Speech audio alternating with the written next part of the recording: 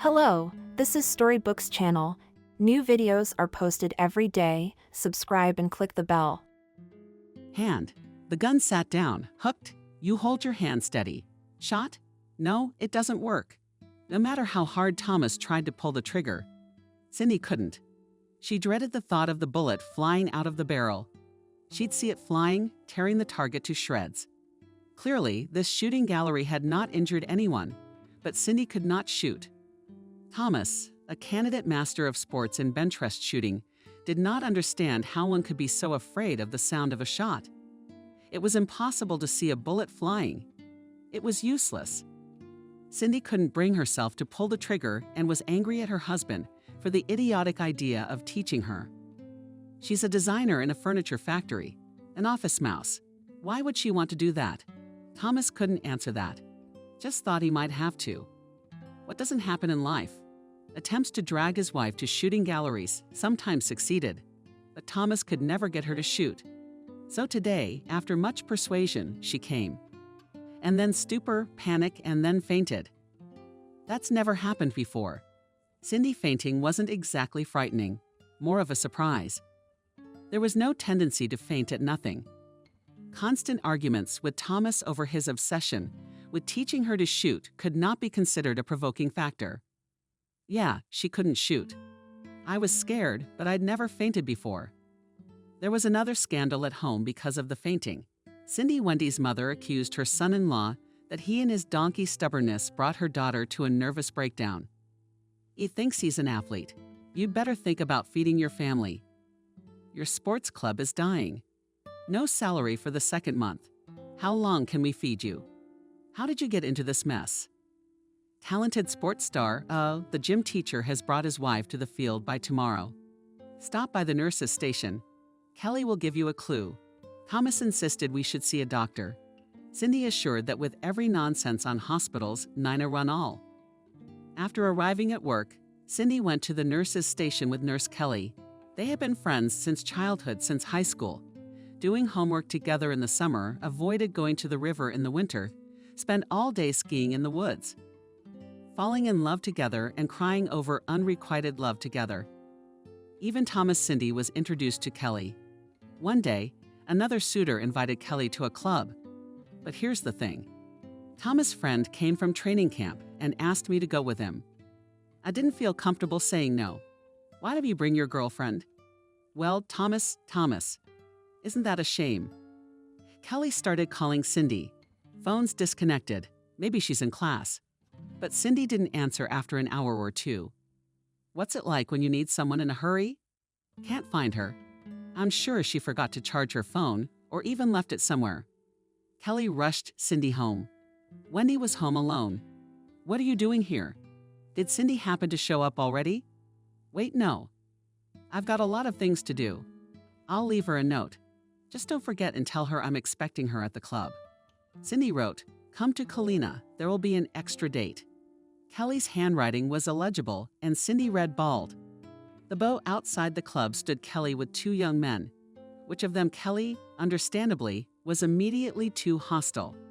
She held him under her arm. The other was a tall, thin, good-looking but not at all bald guy. Sitting at a table, Cindy waited for the one Kelly wanted her to meet to arrive. She leaned over to Kelly and whispered, "Where's the bald guy?" "What bald guy?" Kelly's eyes popped out. "Well, you wrote bald guy, and I wrote extra. He's sitting there staring at you." God, it's embarrassing because the guy came over to meet her. And she's been there all night, waiting for him. Kelly and her boyfriends didn't work out. And Cindy and Thomas had an affair. Now Cindy goes to her old girlfriend's house and complains to Kelly. "It's weirdly dizzy, and my brother's never been dizzy before." I'll tell you what, girlfriend. Every woman is when she's not. Happens the first time. What are you implying? Cindy wondered. Do I have to run to the drugstore to get a test? You can, but it's clear enough. Thomas was delighted to hear that she was pregnant. Wendy was horrified. Not only does she have to put up with a deadbeat son-in-law, but now there's gonna be a baby in the house. And she has a job from morning till night. Useless students with diplomas, papers, squabbles in the department, unfinished articles. After all, she's entitled to at least some peace. In the house, Wendy grumbled, scandalized, told her friends and colleagues what an unbearable life her children had made her, but realized that Cindy and her neputativoy husband to go nowhere, even rent an apartment cannot rent. The furniture factory is dying, the salary is miserable, and the son-in-law how much do not yell nothing in his sports club will not earn. The birth of a grandson Alex tried on the family for a while, but began endless sleepless nights, constant lack of money, and in 2 years the situation heated to the limit. Thomas at night unloaded trucks, moonlighted in a cab. He was exhausted, but the situation didn't change. Wendy kept saying that Thomas was a worthless husband who couldn't provide for his family. Better no husband than no husband at all. It became unbearable to live with Mom, and Thomas and Cindy decided to rent an apartment. They knew it would be hard, but there was no other option. No pets. So, against my own rules with the baby, I healed the floor, no scotch tape, no tearing wallpaper, no rearranging furniture. Sorry, we have a bathtub. The screen leaks. Some no companies. I got a decent reputation here. Let's sign a contract. First and last month's rent, same as the last month. We didn't count on it. Let's hurry up and sign, Cindy whispered. I'm tired of that creepy woman. Let her go already. While Thomas signed the documents, Cindy went out on the balcony. The apartment wasn't much, but the view from the balcony was impressive. Endless meadows with sparse groves, and the river in the distance. All the way to the river would be built up with high-rise buildings. But no houses yet. Peace and quiet. The sports club where Thomas worked, sometimes the tough customers came in. Maybe they didn't have time to drive to the expensive club, or maybe not all the rich people were after prestige, or maybe they were just saving money. Sir, where were you a regular member of the club? He came twice a week and preferred Thomas to all the trainers. There were whispers in the club that were his 1 million earned not quite honestly, but it was at the level of rumors. No one could know for sure. Thomas, how's it going? Not so good. If it gets too bad, call me, I'll try to help you. It was about to get really bad. The sports club decided to rent out the premises. There's not enough customers to maintain the premises and pay salaries. It's too expensive for 2 coaches. Thomas and the second coach, Jacob, were out of work. Then they came up with the idea of renting a shooting range, remodeling it, and opening a children's section in addition to classes with clients. They calculated how much they needed for rent and equipment. It turned out to be decent. Jacob borrowed money from relatives. Thomas sold Cindy's car. The idea was questionable, but I didn't argue. I saw how enthusiastic Thomas was to make repairs, and change the equipment had to be done quickly so as not to lose customers. They worked day and night and were terribly busy. Often we didn't even go home. Right here to sleep for 3 hours and then go back to work. A month later we opened. Old clients came back, even a couple of new ones. But with the children's section has not yet worked out. It turned out that to work with children you need to collect a lot of documents and pass 1,000 approvals. The shooting range did not bring in any income, not even enough to pay the rent. We miscalculated. It didn't work out, but the sports club decided they could use the renovated shooting range themselves. And when Thomas and Jacob could not pay the rent, the contract with them was terminated, and they were offered to work again as coaches for a salary. Thomas didn't know what to do. He was struggling, but he couldn't earn anything. Cindy did not scold her husband. On the contrary, calmed and encouraged him. And that made it completely nauseating. Thomas was ashamed that he could not properly provide for his wife and son. Wendy is right to say he is a worthless man and a worthless husband. Cindy saw her husband trying. She thought it would all work out. It's not like they need a lot of money, just enough to pay the rent and live on. And that's enough. You should get a job. Things will be easier. It's true, they cut wages at the factory. Things are bad there. Thomas quit the sports club and took a job in construction. To hell with what he loves to do, he has to make money. But the money didn't work out again. They promised but didn't pay. When the workers reached the boiling point, they were told there would be no money. The developer went bankrupt. Thomas sat on the bench outside the building. How he's going to tell Cindy there's no money again. And then the landlady called. You haven't paid your last month's rent? If you don't pay tomorrow, get out of the apartment. I'll pay you tomorrow. What's all this piling up? 1 to 1. He can't find any money until tomorrow. He can't even borrow it from anyone. What to do now? Again to Vera Vladimirovna to return their life will not look for a new apartment, to pay, then to find this developer bastard and shake out of him money. Out of desperation, Thomas called where to him. He realized that one should not turn to a man with such a reputation, but there was no way out. No, he didn't ask for money. Thomas would never do that under any circumstances. I asked him to find out if I could get anything from the developer. He said he'd find out and set up a meeting in 3 hours. There's no way to get money from your charade and office. They burned out and disappeared. Of course, we can look for them and get the money out, but I realize you need the money now. I'm offering you an advance on my house. Right now, I've got a transportation company flight for a month. A truck is loaded with permits to work. It'll be here by tonight. The money's good. I agree. What the freight is none of your business. Those who work for me and do not ask unnecessary questions, so they get a lot of money. You're supposed to keep your hands off the cargo and deliver it safely. If the first trip goes well, we'll talk about a permanent job. So I'm in. Here's your advance. You leave tomorrow, you're free to go. And Thomas looked into the envelope. Wow, if it's an advance, what's the paycheck going to be? Muddy water and history. At least there's a way out. He'll go once and then we'll see. Thomas, why did you buy so much? What is this, some kind of holiday? With what money? Cindy, I paid this month's rent and next month's. Here's the money to pay for kindergarten. I met my army buddy, he's got his own business. He hired me, paid me in advance. I've got to get the equipment to the different cities. I'm leaving tomorrow like tomorrow. For how long? Just a month, but it's very good money. Our miserable life is over. We can't go a month without you, Thomas, it's dangerous. You don't have to go. We'll earn money somehow. Money's not the most important thing. Of course not. What's important is that you're happy. I'll do anything to make you happy. No matter what happens, you'll always be happy, successful, and strong. Promise me. Thomas left. Cindy was worried and called Kelly. She asked quite natural questions. Where he went, how he got a job in one day, and where does he work? Cindy didn't know. Anxiety was building. She didn't know where her husband worked, didn't know the name of his army friend, didn't know where Thomas was now. He didn't call much. Mom was on the fence about it. Always knew your husband was a loser, and he's a scumbag, running away, abandoning her. It's scary enough as it is, and now she's bringing it up. But she's my mom. You can't tell her. Shut up. 2 weeks later, I got a call.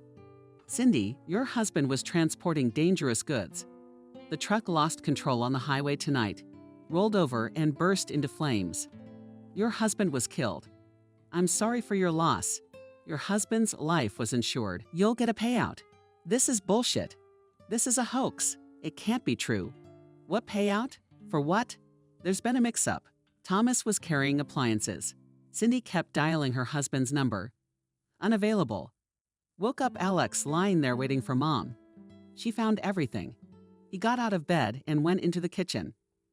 Mom was sitting there looking strange, like she hadn't seen him. He came over, put his head on her lap. She stroked her son's head and thought, how could it be? Just now there was a husband, and now he was gone. Does it happen like that? What about us? My God, my son, how can you live without your daddy? How am I going to live?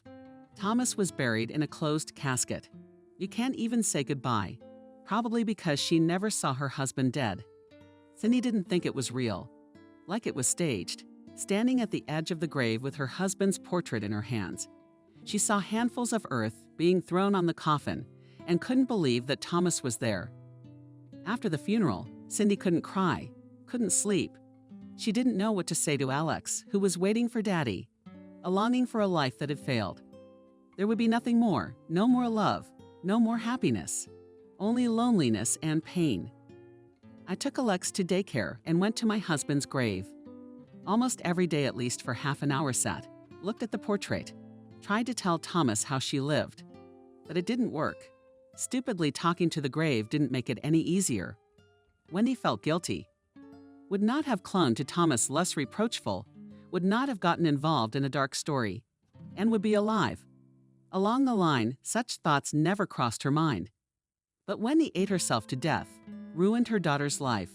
She left Cindy on her own, tried to make it up to her, suggested her daughter move in with her. Why pay rent when you can barely afford to live? Cindy refused. Yeah, it's hard, but Mom works hard, and she and Alex would get in her way.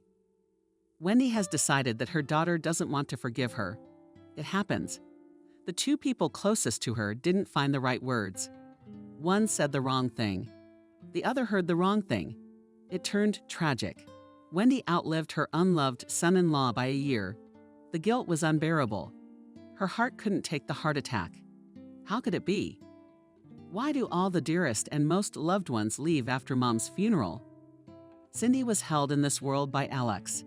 If the defenseless little man hadn't been there, Cindy wouldn't have survived. Not without gloating, announcing to the landlady that she was moving out. Cindy moved into Mom's apartment. Needing to go to work, back to the furniture, back to the factory. All the years of work at the factory, Cindy only did that, changing a little shape, color, adding decor, trying to turn into a cabinet almost from Soviet times. In a stylish object of modern interior did not work. The shabby cabinet did not want to become an icon of style, did not want to shine in the living rooms of rich and successful people. Kelly sometimes brought news from the field.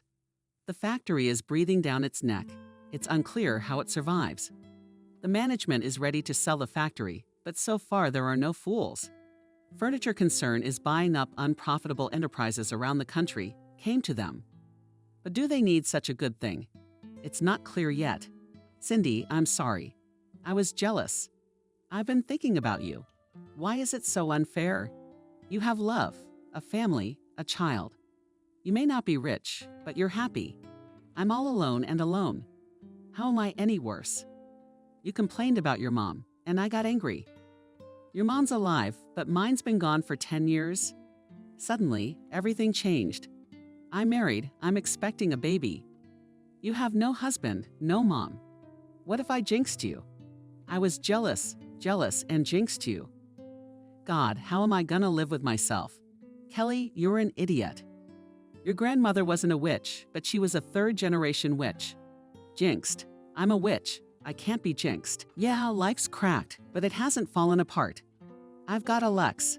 He'll help Kelly. Just don't leave me. I can't lose someone else right now without crying. You can't. You have to give my Alex a bride. Here's the factory, shabby chassis bent. She doesn't have time for a designer. Nothing can save her cabinets. They don't need a designer, but you can't break the law. After maternity leave, they must return to the workplace. They did. There's still a job, but there's no job, no paycheck. Instead of the legendary cabinets tried to produce kitchen tables, racks, shelves. The products were cheap. Stores did not want to take such goods. Who would buy it? They were taken mainly by cottage owners and owners of roadside hotels. Vera Vladimirovna's colleagues suggested a way out of moneylessness and idleness. Our students are all golden youth. They have money, but they don't want to study. Their fathers pay for their education, but they can't even write a term paper. We'll send them to you. Of course, it's not a thesis, but you can earn a little money. You know they don't write their own papers and you accept them. And what do you suggest, child? Kick them out and leave the institute without money. Of course, we're all in favor of teaching standards with all our hearts, but we're always hungry. Now, Cindy had a lot of monotonous, uninteresting, poorly paid work. The only consolation was that she had enough time to work. She didn't drag her work home. She spent her evenings with her son.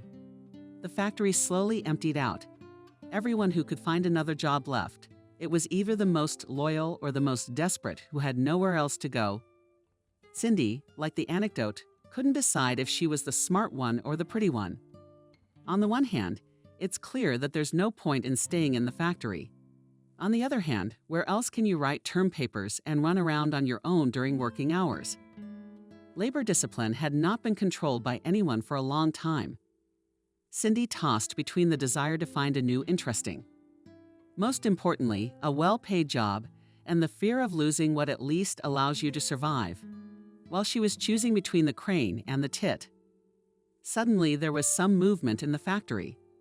The management, whispering for fear of jinxing it, said that the concern Mebel has made at us sends an evaluation commission to the factory. If the factory becomes a part of the concern, there will be work, new equipment, financing. The commission worked fast and hard. The director of the factory clutched at his heart, justifying himself, saying, "I know things are bad, but not everything is lost." They explained to him how bad things were. The factory should not be saved, but rebuilt. "We're not sure we want to do that. Apparently, someone decided we should." A month later, they started rebuilding and repairing the shops. Truckloads of equipment and craftsmen were brought in. Old workers were trained on its installation, new ones were recruited.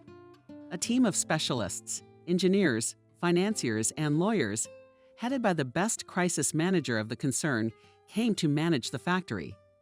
The young and ambitious Jacob Payton was an extra-class specialist. With more than one enterprise, he methodically and penetratingly controlled all production, changed suppliers, was not satisfied with the quality of the material, loaded the work of constructors and designers, personally followed the installation of machines and the launch of the conveyor belt. He trusted his own specialists, just counted. He had no right to say that the factory was ready to work if he didn't know something. Handing over the factory to a new manager, he had to be sure that everything was done correctly. And if you haven't checked it yourself, you can't be sure. Finally, everything was ready. It remained to choose the best projects and start working. Cindy was preparing for the presentation. There had been so much work in the last few months that she had even abandoned her coursework for a while. This was real, interesting work, not a testament to drawing on bedding in closets. She did her projects together with Andrew, the designer, and was sure that it was their project that would go into production. May not be modest and premature, but fair. She and Lesha are the best out of competition. Cindy had not been in such a high spirits for a long time, as if she was waiting for a holiday. In recent years, there were few reasons for joy at all. No job, no money, no husband, no love. The only happiness of my son Alex, nothing else good happened in his life. Now there was hope, if not for happiness, then at least for a stable job and salary. The joyful expectations of the presentation and victory were overshadowed by one unpleasant thought. Cindy kept thinking about what she should wear. Years of moneylessness had worn out her closet. There was no time for outfits. Everything was shabby, unfashionable. There was something decent, but it was just for every day. And then there's this event. The capital's indignant bosses would show up. Cindy will look unattended and poorly dressed against them. Cindy is an intelligent woman with a good education. She's heard 100 times that looks aren't the most important thing. Even said so to someone herself. But with all the richness of her inner world, she wanted to look good. Even if she will make a sensation with her work, still meet by clothes. Who to complain to about her miserable life? Kelly, of course. That's what a friend is for, a place to come and cry. Kelly's marriage turned out to be more than just a brief fling. Arkady was a man of talent. What's a genius? He had an entrepreneurial streak. That's what he thought. Kelly had a daughter and got caught up in the baby, the household chores that could never be undone. Trying to survive on the child allowance, Kevin did not bring money to the house fountain of ideas, borrowed money, tried to start his own business every time different, but with the same result was sure that everyone owed him just for the fact that he honored the world with his presence, should give money, support his delusional ideas. In the extreme case, to give him a prestigious job. When the next idea turned out to be a failure, Arkady fell into a state of apathy. Gloomy Demon lay on the couch with hatred and squeamishness, pouring mud on those who did not appreciate his talent. Kelly also got it, as all his projects fell apart before they could begin. The state of gloomy dissatisfaction with the world became almost permanent. Kelly was tired of her husband's bile bouncing around, so problems abounded. She took her daughter, who was not even a year old yet, and ran away. When I was 2, I put earrings in daycare and went back to work. By then, the factory was just starting up. Kelly, what can I do? I have some money, but I have to buy him a suit for school in the fall. There's some hair dye left. You can help. Of course, it won't save him, but at least it's something. I'll come over tonight and ask for a manicure. I have a suit. I've hardly worn it. I put on a lot of weight and it didn't fit. I'll bring it over for you to try on. The suit fit perfectly. It was so good, Cindy felt like a classy businesswoman. True, the muzzle was pumped up, dull and tired. Well, we'll fix that. The home beauty parlor is up and running. Hair dye, face mask, nail polish. I went to the cottage this weekend. I had to move some furniture for Neil the movers. And suddenly I thought, we only need men for heavy lifting now. It's sad that it's happening to you. Why so melancholy? I've never seen you in such a mood before. You used to give up on men. Where are they, men? I've noticed all around are aunts. In the store, aunts. In the hospital, aunts. On the bus, aunts. Where are the men? Well, for example, in our factory. Right. Or before 30, or after 50. Tell me, where do men spend their lives between youth and old age? Or are they kept at home from 35 to 45 by their wives, so they don't get stolen away? There are, of course, individual specimens, but it is too rare to be put in the Red Book. By the way, I've seen our chief, and I wouldn't have seen him again. He controls every project personally. He supervises everyone. Or is it just you from the beginning, Kelly? From the nurses stationed to him? What are you not? I'm waiting. He won't come. Oh, come on. It's okay. It's you and me. Nothing special. He's young, handsome, smart, and rich. What's in it for you? What joy. We're from different planets. That's just it. Kelly sighed wistfully. It's a shame there's no such thing on this planet, only poop. Before the presentation, Cindy was worried sick. Why Were You Born Now will fail with a bang, and everyone will think that another mediocrity decided to take a pretty face. Her hands were shaking. Her voice was trembling. I wanted to cower in a corner and keep my head down. Let Andrew do it alone. Andrew was worried too, but he tried to cheer Cindy up. You don't faint and miss the whole triumph. We still have to accept congratulations. She pulled herself together and went to present her brilliant work. And she went and presented it. I spent the next 2 days replaying my performance in my head. I said it wrong here. I should have answered differently here. But it went great. 2 projects, Andrew and Cindy, were accepted into production. Jacob personally congratulated the author and seemed to sincerely consider their work a success. And Toporov's Kelly, he's really good.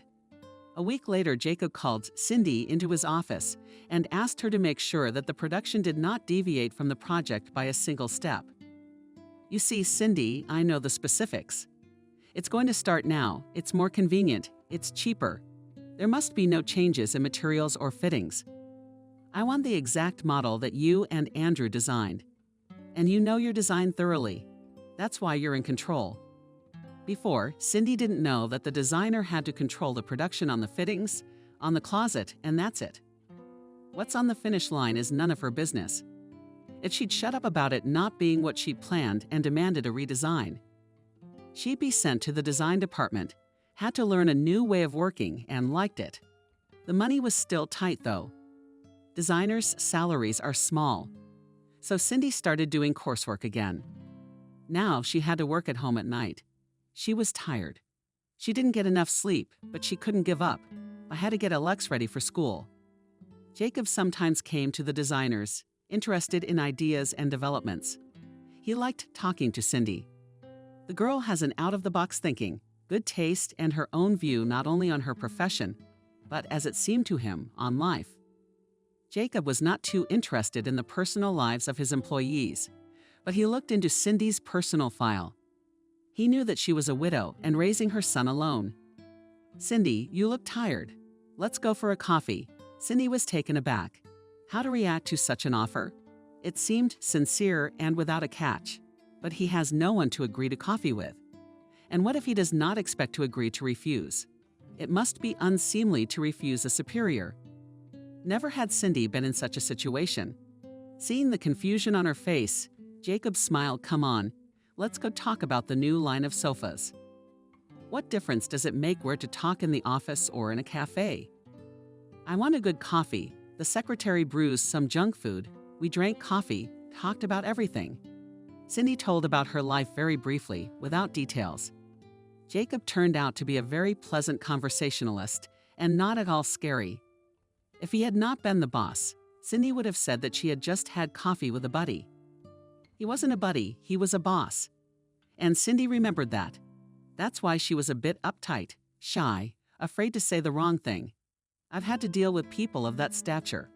No experience. Kelly here would have turned around, decided right away to have coffee and invite her over. Means she's got food. She'd be making eyes at you. Cindy never thought of that. Jacob didn't give her a reason to, didn't give her a hint. They were talking about something, joking around. Suddenly, Cindy saw her late husband's Thomas in the window. He stood looking at her and then disappeared. Cindy didn't believe in mysticism, that it was Thomas. Didn't think it was. Just a vision. A play of imagination. Strange, in all these years, he'd never dreamed once. And now, all of a sudden, it's a dream. Cindy wasn't even scared. Only her heart ached. Kelly came running in the evening. The whole factory's buzzing. What's with all the coffee parties with Jacob? Cindy realized there was no stopping the gossip. But she wasn't even going to confide in Kelly. There's nothing to talk about. We had coffee. Why don't you tell me who was waiting for you outside work yesterday? Kelly had wanted to tell Cindy about her affair for a long time, but the situation was awkward.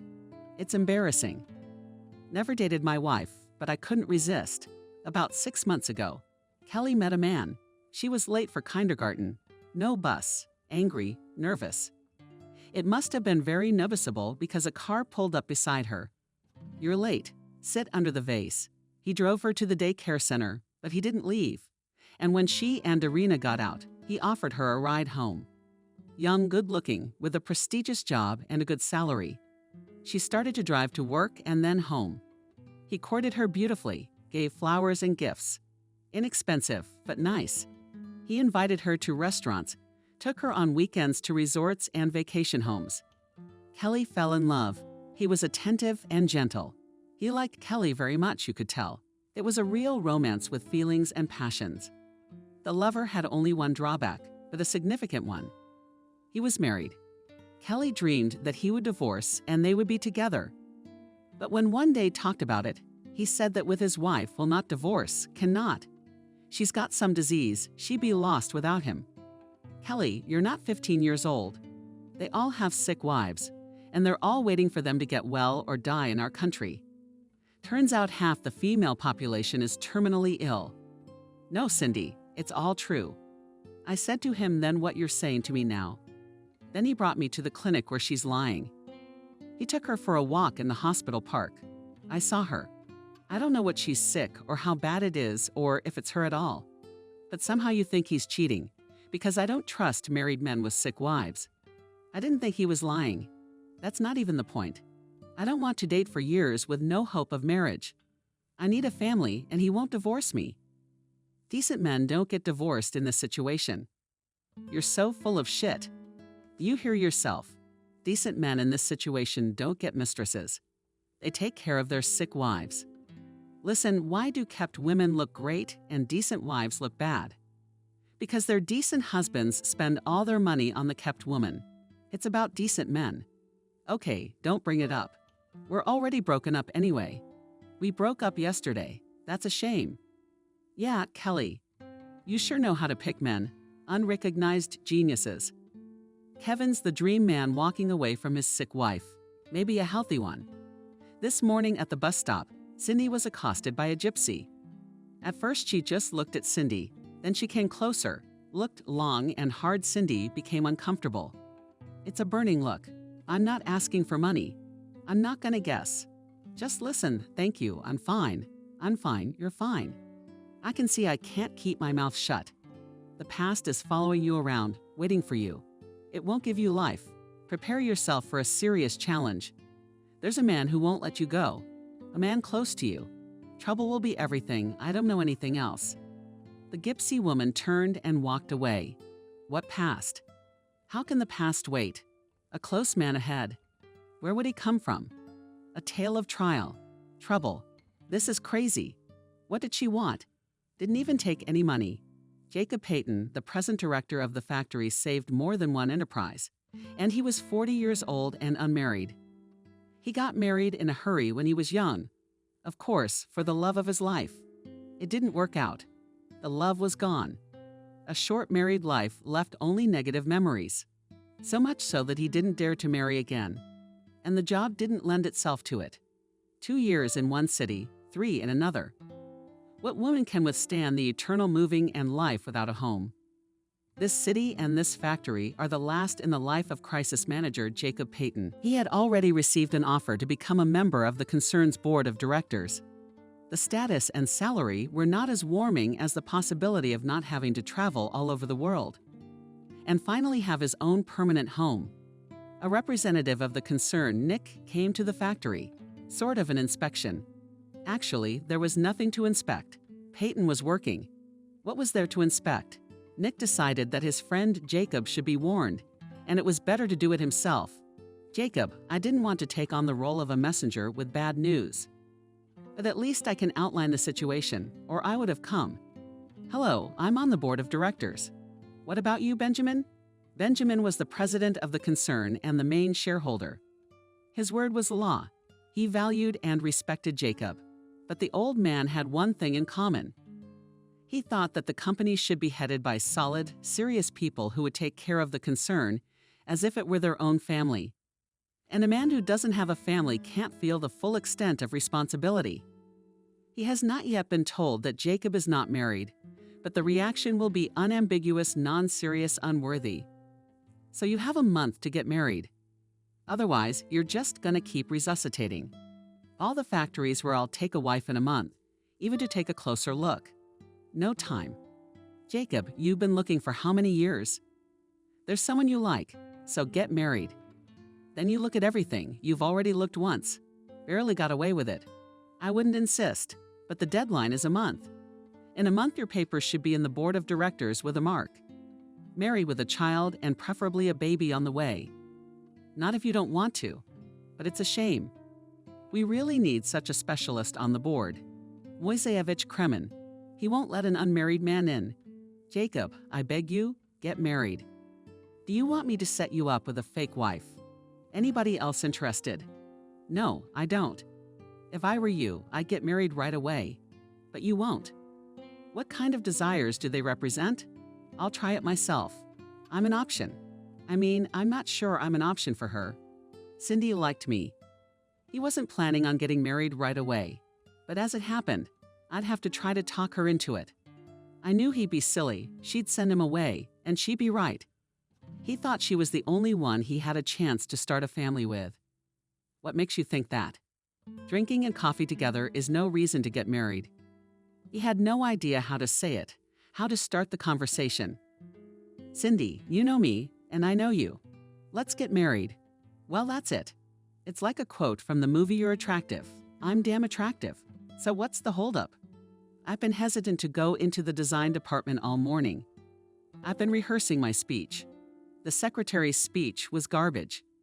Larissa several times looked into the office, but the chief was such a lost face that she did not dare to ask what to ask, maybe call a doctor. What's wrong with him? Or I thought about how marrying for a career is dishonorable cheating, and talking about a sudden love affair is downright mean. But he liked Cindy, and he realized that given more time, things would work themselves out. But there was no time. And if he didn't make up his mind now, he might regret it later. No career, no family. Larissa, why don't you invite Cindy in? Thank God he's alive. Cindy, I need to talk to you, but not here. Are you hungry? Let's go to the restaurant. Cindy wanted to say no. She doesn't want to eat. She did. But the director was so tense. He didn't seem to expect an answer. Cindy became anxious. Is she being fired? So why go to the restaurant? Could the order be passed through the secretary? She looked at Larissa, but only shrugged her shoulders. In the restaurant, Jacob made an order, not penetrating what he ordered. And Cindy was afraid to say a word. She was uncomfortable. She could sense that Jacob was nervous. A strange, palpable tension hung over the table. "Cindy, I have to tell you, no, not like this. It's weird, but I'll be blunt. I can't find the words. I suggest you marry me. Marry me." Original? No, it's commonplace.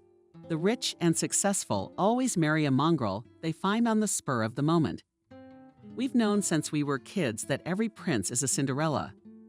And now I'm supposed to squeal with delight and roll my eyes. Cindy, I'll try to explain. I'm supposed to be married in a month.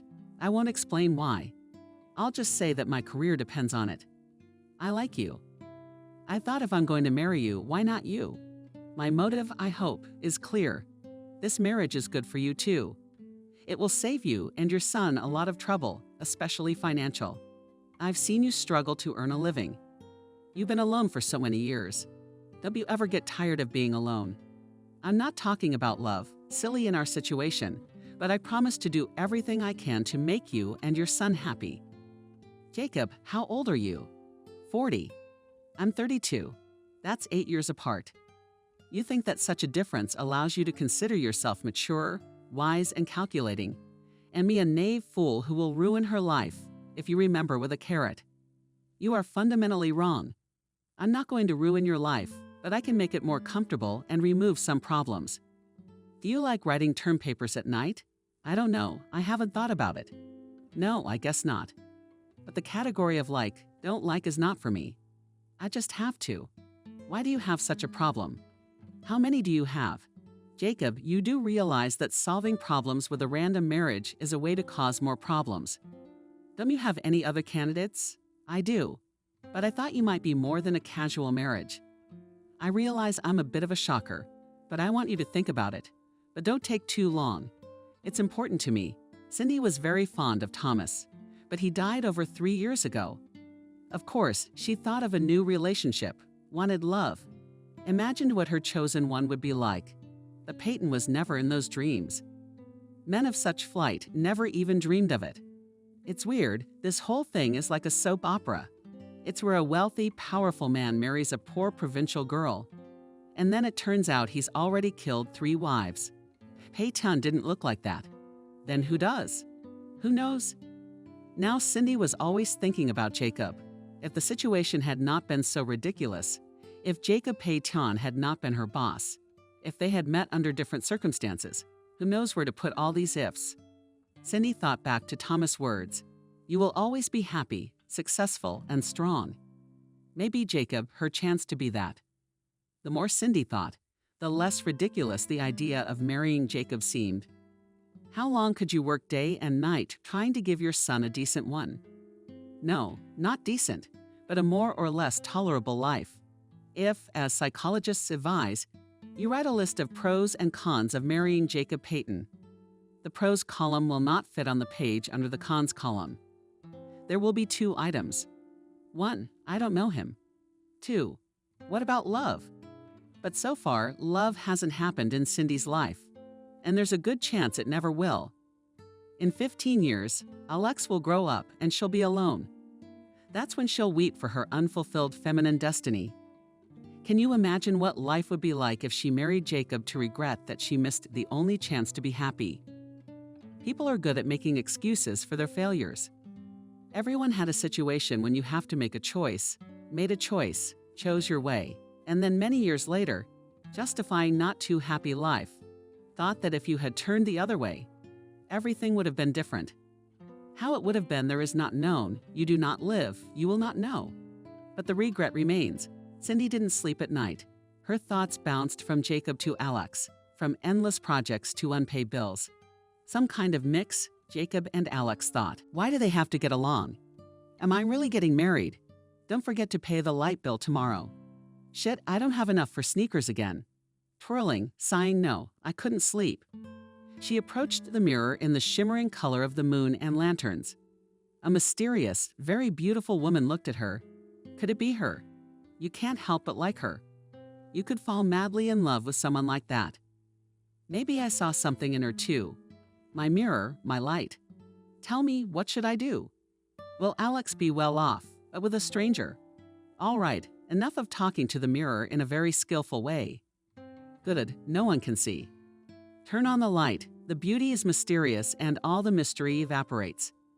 Cindy tried not to get in front of Jacob Andreevich, did not know what to say and how to behave. She didn't understand. She was afraid that she would not be able to look him in the eye, as if she were guilty of something. I sat in the office, tried to work, but it did not work. My mind was elsewhere. Cindy. Cindy. Cindy looked up, and there she was standing in the office doorway. Kelly, I'm calling you, and you don't hear me? You've got something weird going on, that's weird. I'm not sick. Let's go to the nurse's station. I need to take your blood pressure. Do you look like you're going into a coffin? No, Kelly, I'm fine. I've just been staring at you brooding. I've been staring at you for 5 minutes, and you haven't noticed. You got secrets. The kind you can't even tell me, I'll tell you. I just don't know what it is that he's not hitting on right now. My head is spinning. I'll come to you as soon as I figure something out. You're intriguing. Don't shadow me too long or I'll die of curiosity. At the end of the day, Jacob came in. Cindy, stop working and let me take you home. I'd like to talk to you. Everyone in the office froze. Wow. They were trying not to stare, but they were craning their necks trying not to miss the details of such a fascinating moment. Cindy quickly threw her things into her bag and sprinted out of the office. As they walked down the hall, she sang, "They're crazy. What's the point of gossiping now? And I don't know something. You're not free, or are you saving my honor?" Jacob was having fun. Cindy, I feel like such an idiot. I proposed to a girl. True, I haven't gotten an answer yet, but I'm almost a groom. I forgot about the candy and flowers, so at least I'll get her home. Yeah, they'll say that's a good thing.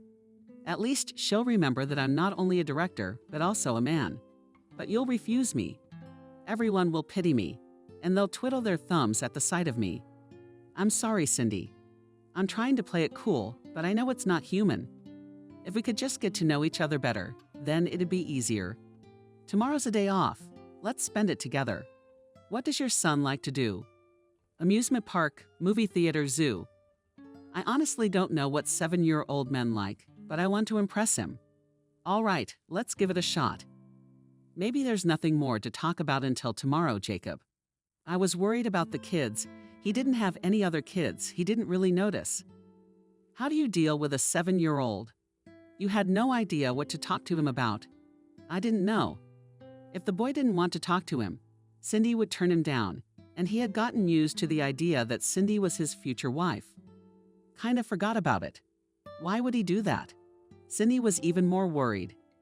A date with Jacob was an extraordinary event in itself, and then Alex had to explain who these uncles were and why he was walking with them. I was afraid that the walk would turn out to be a disappointment for all 3 of them together.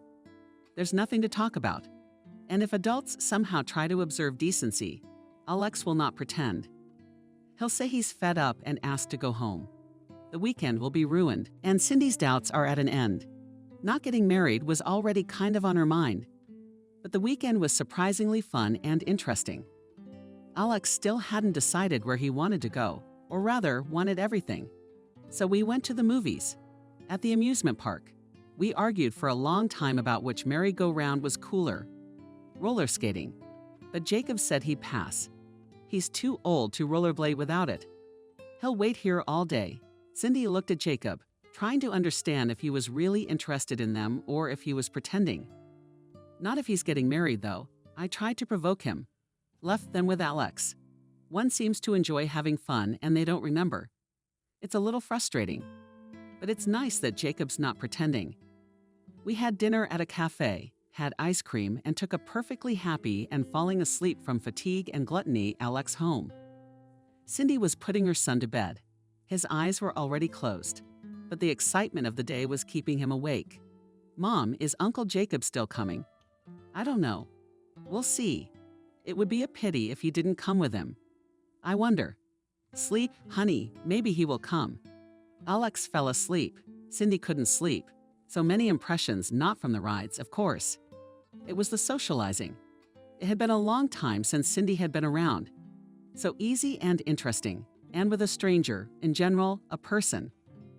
I went out on the balcony and suddenly I saw Jacob on the bench outside.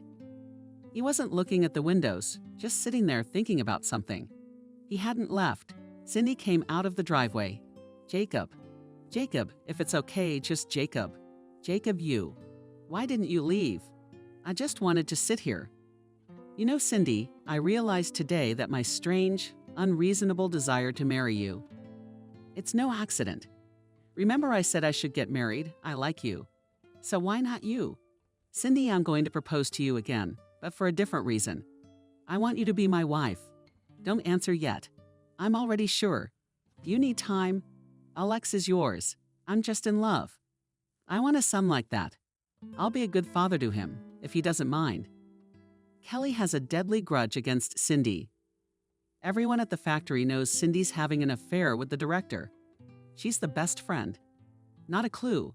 Who would do such a thing? It's a spitting image. It's sneaky, but the quiet one didn't say a word. How could you not tell me? I mean, it's a pig's ass.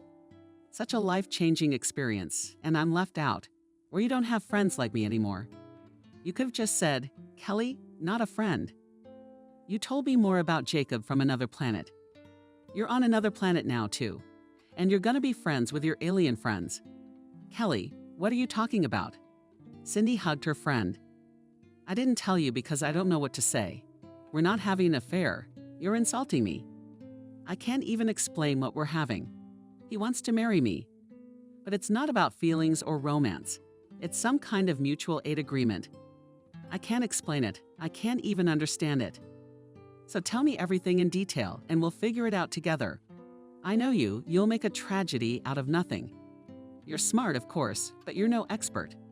I'm not a professor either, but I have more experience, and I've been in more trouble. Go ahead, I'm ready. You don't have to be so choosy, you can just spit it out. Cindy was telling me a long story of a strange relationship with Jacob, talking as if she was trying to gauge what it looked like from the outside. Kelly listened and didn't understand what was so unusual about it. Judging by Jacob's story, really liked Cindy. There was nothing strange about it. Cindy is smart and beautiful. It just so happens he didn't have time to woo and take the charm. It could have been a beautiful love story, but it turned out ugly with a marriage of convenience. Cindy, I get it. You can't marry without love. Jacob, he's leaving. Will you stay? You'll marry out of boredom and loneliness. I don't think you're gonna compare all men to Jacob for love. And no one can reach him. So you can't do it out of convenience. Desperation does. Or maybe you should just fall in love with Jacob and you won't have any problems. And he's easy to fall in love with. He's good from every angle. Why don't you take a look at him? You can do it. And if I don't? I like him, but getting married. And then hoping to fall in love is scary. It's better the other way around. Do you want to be happy? I do, but can I? You should try to do better and regret it. If you let a man like that go, you'll regret it. And come back to our misery and wait for happiness to fall on you. You'll always have time. Now fate is looking at you and thinking, fool woman. I gave her a chance, and she kicks it in the ass. So stay in your swamp and she'll never look at you again. Kelly, you're right, aren't you? Should we go along with it? What am I saying? You gotta grab it. I mean, he's a good guy. I don't think so. I don't know when you'll meet someone like him. There's still time. Look at how he's going to communicate with Alex. Sanka needs a man around him. If Jacob's gonna be good here too, you'd be a fool to say no. The conversation with Kelly seemed to turn Cindy's thoughts in a different direction. Whereas before it was just agree or disagree, now it's what if? And as we believe, marriage to Jacob no longer seemed like a delusional idea. Sure, this marriage is more like a bargain, but the bargain is in her favor. What does she have to lose? If it doesn't work out, she gets a divorce. What if it works out? What if it's a chance to change her life? Cindy almost no longer doubted and has not yet decided, but more and more often thought that either I am her ticket to a prosperous life, and maybe, if she is lucky, and in a happy life. One day, Jacob brought Cindy to his apartment. Look, this room will be Alex's. The furniture is certainly not childish, but there is no point in changing it. In 2 weeks, I send the documents, and if our gurus vote for me, we'll go to New York. But it may happen that I won't make it to the board of directors. Then I'll have to move too, but to some other town where there's a furniture factory just like this, breathing on the lamb. My work here is done. That would be a shame. Cindy's heart stopped. What's a shame? It's a shame I married someone I don't know. It didn't help your career. If you marry me, you won't be in New York. You'll be at the end of the world. I want you to know that. It can happen that way too. Think, Cindy, do you want it? Now he said exactly what Cindy wanted to hear. Even if his career doesn't work out, he wants to marry her. And she's okay with that. Cindy already knew she would, only she didn't believe herself yet. 2 weeks to go. She had to make up her mind. Well, she could still help Jacob. Or was I driving and looking at Cindy? She looked so focused that he hesitated to speak. Jacob, stop here. Do you have your passport with you? Yes. Then let's go to the registry office. We'll apply. Behind the table sat a woman with a stern look, raised a heavy look at the entrance. Well, they've come to get married. She could tell at once who was getting married and who was getting divorced. She hadn't believed in the institution of marriage for a long time. She'd seen enough, and these people kept coming and going. We'd like to apply. Come in and fill out the forms. I'll see if it's Friday or Saturday next month. We don't need a grand registration. We can just get married any day, but early and in a month it'll be too late. If you've brought him to the registry office, he won't go anywhere in a month. No, you don't get it. Jacob intervened. In 2 weeks I'm going abroad for a year, and I can't leave her here. She'll run away. I've barely talked her into it. Please find us a place early. I'll never be married. The woman looked doubtful. It happens. It seemed to her that such men could not run away. It's more the other way around. I mean, she's a pretty girl, but she's not his type. She won the lottery. Why didn't she get a lottery ticket like that in her life? At least let it be a lucky one. Feeling like a magnanimous master of destinies, the woman asked in a week's time. Cindy laughed. How convincingly you lie. But I'm for the good of the cause. You didn't have to what? I'll just remember that you can't always be trusted. So the decision's been made. The date's set. What about the wedding? Cindy suggested we just get married. No witnesses, no friends, no wedding. Jacob objected. I want a little celebration. It's an extraordinary event. Nick and his wife Helen must be there. Jacob couldn't imagine a celebration without them. They've been through too much together. And Kelly, the closest person to Cindy, is a must. It is also necessary to invite Andrew, a faithful companion and co-author of such a company, to go to the restaurant. And Cindy must wear a wedding dress. Let it not be white, but solemn. Cindy was agreed to everything, except the dress. There is no elands and lace. Hall and the dress would sort it out for herself, but the restaurants and menus are on the groom's conscience. With Helen, her guests will be easier. Cindy, don't divide your guests into yours and mine. Nick, as you put it, the capital things became not so long ago. Helen, you'll be sure to be told about their connections. Celebrity life loves to chat. You'd be surprised. How much do you have in common? Open, sincere person. Kind of like your Kelly, so don't be afraid of my guests. I'll call them tonight. Let them worry. Let them worry about the body I'm in. Kelly was as happy as if she'd just landed a great groom. Cindy's wedding was a sign to her that girls over 30 had a good chance of getting married. She'd instilled that idea. Cindy told friends and acquaintances, but there wasn't much proof. Now who didn't? It's true, Cindy seems to have stolen the last prince. But that's all right. We're fine with mere mortals. The main thing is that a precedent has been set. We have something to show those who don't believe. The night before the wedding, Cindy hardly slept at all. Her mind was racing. When she married Thomas, it had all been just youth, love, anticipation, and happiness. Now she was drastically changing her life, and not just her own. Into this new life she was leading Alex. Would he be happy there? It was unsettling. Kelly was eager to come in the morning and get the bride ready for the registry office. Cindy didn't want to go through all those antiquated rituals.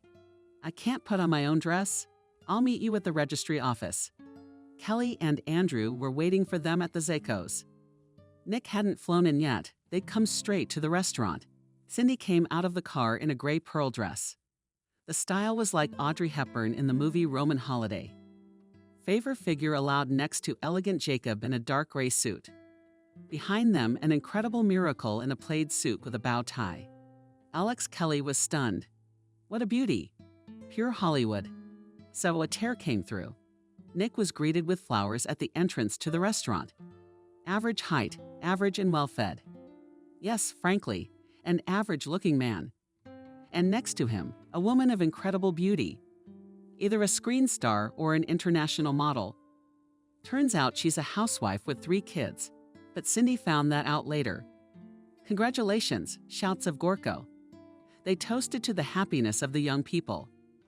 Everyone was happy except Cindy. She was suddenly jammed. She looked at the gorgeous Helen Nick and realized she'd never be like her. And Jacob needed a wife like that. It's in the line by status. All the time it seemed that Nick looked evaluating, and it was unclear whether he liked what he saw. A longing was growing. She'd done it all for nothing. She wouldn't fit in with Jacob's circle of friends. She was the wrong bird. Helen seemed to realize what was happening to Cindy. She approached Jacob. Move over, fiancé. Sat down next to Cindy, waved at Kelly. Come here. Boys, go to the bar. Have a drink. The boys would have been better off drinking at the table. But if Helen says we should. Cindy, I'm so glad Jacob met you. I was afraid he'd fall for some cheek like his ex-wife again. He's always surrounded by greedy, stupid bitches. He needs his family. We've been closer than family for 100 years, but we're not his family. Helen and Nick, 2 panelist students from Novosibirsk, set out to conquer the capital. Barely enough money to rent a room in a communal apartment. And not always. They were kicked out of one, moved into another, and worked wherever they could. And then Helen got pregnant. Nick ran his projects all over New York. Some of them looked interested. More often he was shunned. But he wouldn't give up. He had a family to feed. That's when he met Jacob, a loner genius like him. They probably would have made it on their own, but the 2 of them were an unstoppable force. They knocked down walls with their foreheads. A few years later, when Nick already had 2 children, the friends were firmly on their feet. Throwing around the communal room was a thing of the past when Helen gave birth to their 3rd child. Nick began to build a country house for a large family, cramped in a Moscow apartment. They wanted space. Now the family lived in the country. In the city apartment lived the eldest son, a student. And Nick sometimes stayed overnight. When to go out of town, there was no more strength. Our men work hard and hard. Only mine has someone for whom he knows he's waited for and loved. And yours, for all his outward confidence and well-being, will soon begin to howl with loneliness and longing. Of course we're happy, we'll help and we'll listen. But that's not it.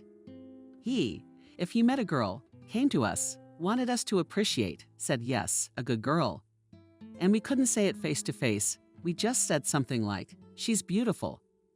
You know better. When Jacob called and said he was getting married, Nick got upset. He doesn't want to introduce us, so we don't talk him out of it. I thought Jacob had already made up his mind. And this time he doesn't need counselors. I understand your doubts. We're all new to you, you don't know us. And Jacob, for that matter, neither. But I can feel him. He believes that happiness is possible for him too. It'll be hard for you. It'll take some getting used to. But if you trust him, you'll make it work, I know it will. Ooh, you're talking like a psychic. I feel it, I know it. I just really want Jacob to be happy. He was a good guy, and for all his ineptitude at picking out women, I think he was right this time. Lucky, finally. Kelly had tears in her eyes. She wanted her friend to be happy. And Jacob seemed like a good man, even if he was a boss. What about Helen? Good girl. She said it all so well. She's got it all laid out. Cindy seems to have calmed down. Helen's cheerful Cindy is really relieved. Helen pinpointed the cause of her anxiety. An amazing woman, so beautiful and so wise. I wanted to be alone and think about what I just heard. I'm going to stand on the terrace. Until the men returned, on the terrace of the restaurant stood trees and rollers, quietly running water, fountains in the corners burned lanterns. It was beautiful, quiet, and peaceful. Cindy walked over to the railing, looking out over the dark park with its sacred paths. Couples strolled along one and children raced on scooters along the next. Not far from the terrace in the shade of a tree stood a man, Cindy. He seemed to be looking directly at her. She couldn't see it. It was dark, but it was as if she could feel the man's gaze. The man stepped out onto the path and stood under the streetlight. Cindy froze. Her heart shivered. Thomas was looking at her. How could it be? A coincidence? Just a resemblance? Cindy was frightened. She remembered that she'd thought she'd seen Thomas once before. But why was it today, on her wedding day, that guilt was planting the vision? So she didn't blame Thomas for anything. She loved him and would always remember him and miss him. Cindy Kelly came out on the terrace. Come on, the groom's pining. Kelly, I just saw Thomas. He was standing there, overexcited about the event, so he dreamed it. Don't tell Jacob about it. They'll get upset. He'll think you can't forget Thomas, or something's wrong. If you see your dead husband, forget about the past. You can't go back. You have a different life now. Come on, they're waiting for you. The past is following you. What was the gypsy talking about? Wasn't it Thomas? What the hell is going on? I've forgotten everything. Is she imagining it, or am I waiting for her wedding? I don't want to spoil it for myself or anyone else. Cindy went back into the hall, saw a worried Jacob. He seemed so close to her. Her heart ached. Here was her present and happy future. Right after the wedding, Jacob started talking about wanting to adopt Sasha. It's a strange situation. I have a wife, but no son. My wife has a husband and a son. It's like I have one family and you have two. It's not fair. Jacob, you gotta tell Alex something. He's a little kid, but you have to ask him. I already did. And? The young man gave me an ultimatum. Never to call him Shurik. I agreed.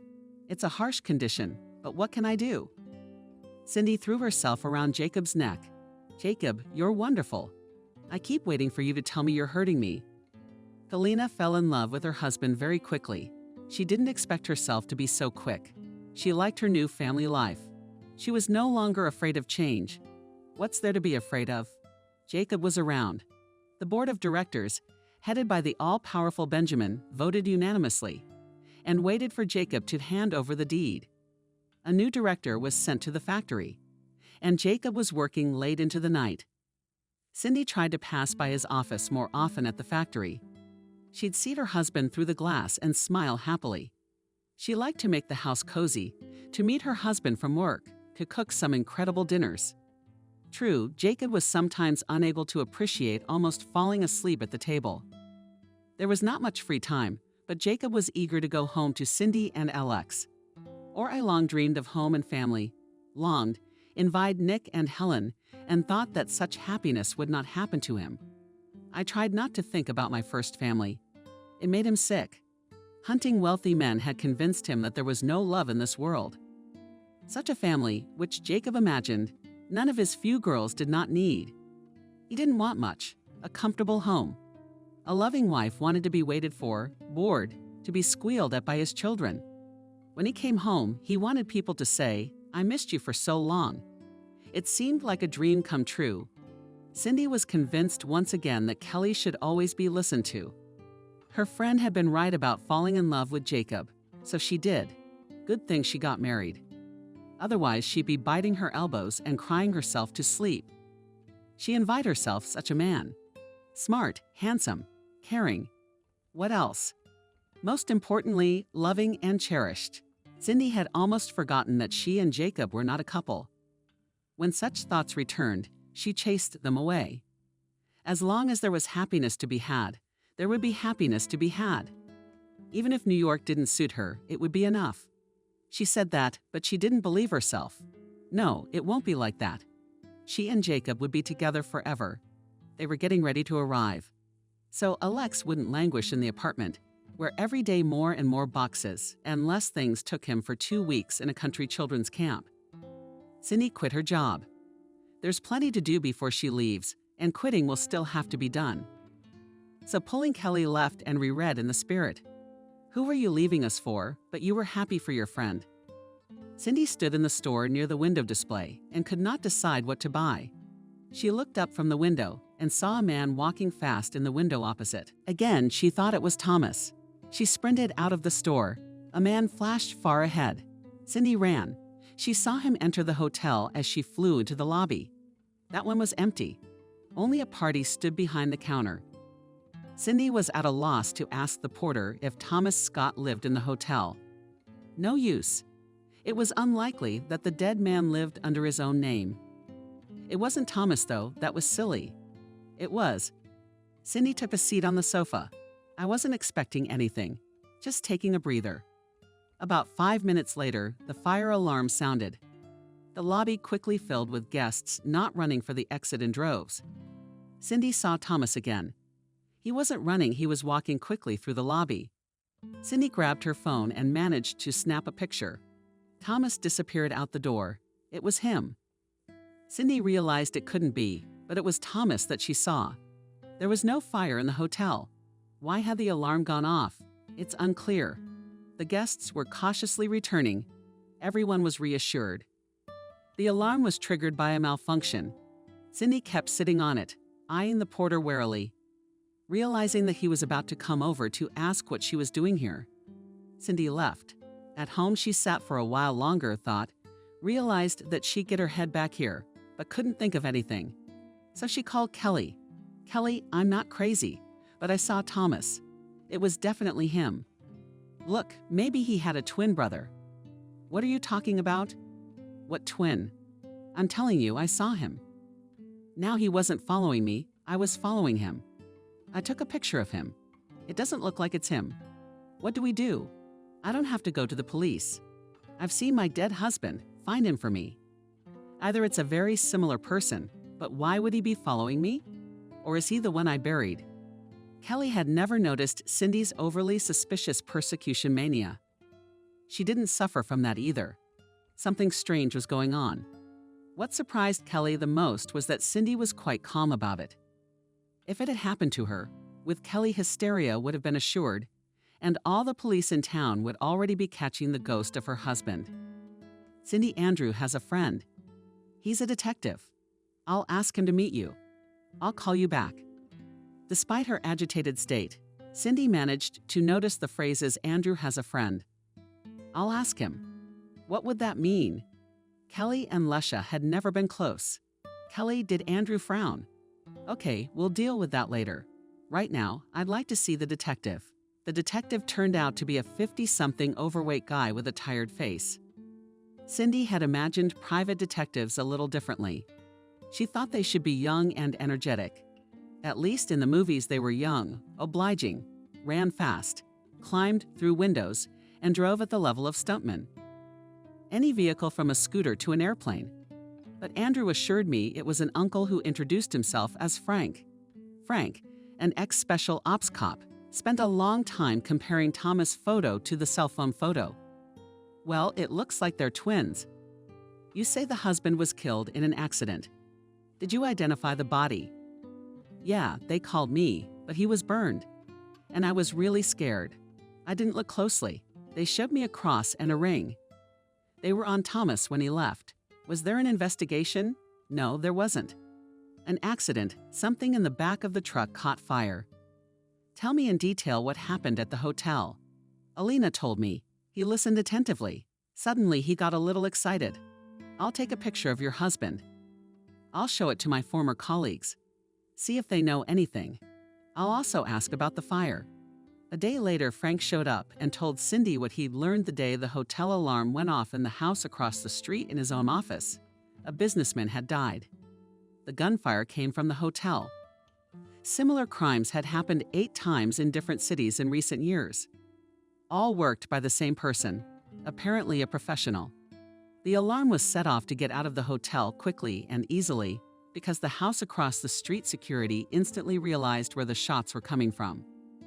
Are you saying that the shooter is Thomas? What is this nonsense? That he's a professional shooter, you know that, but that's beside the point. All 8 dead businessmen were competitors of Mr. Covington, very much in his way, and Covington is the man who hired your husband, in whose car he was supposedly killed. What do you mean my husband is supposedly dead?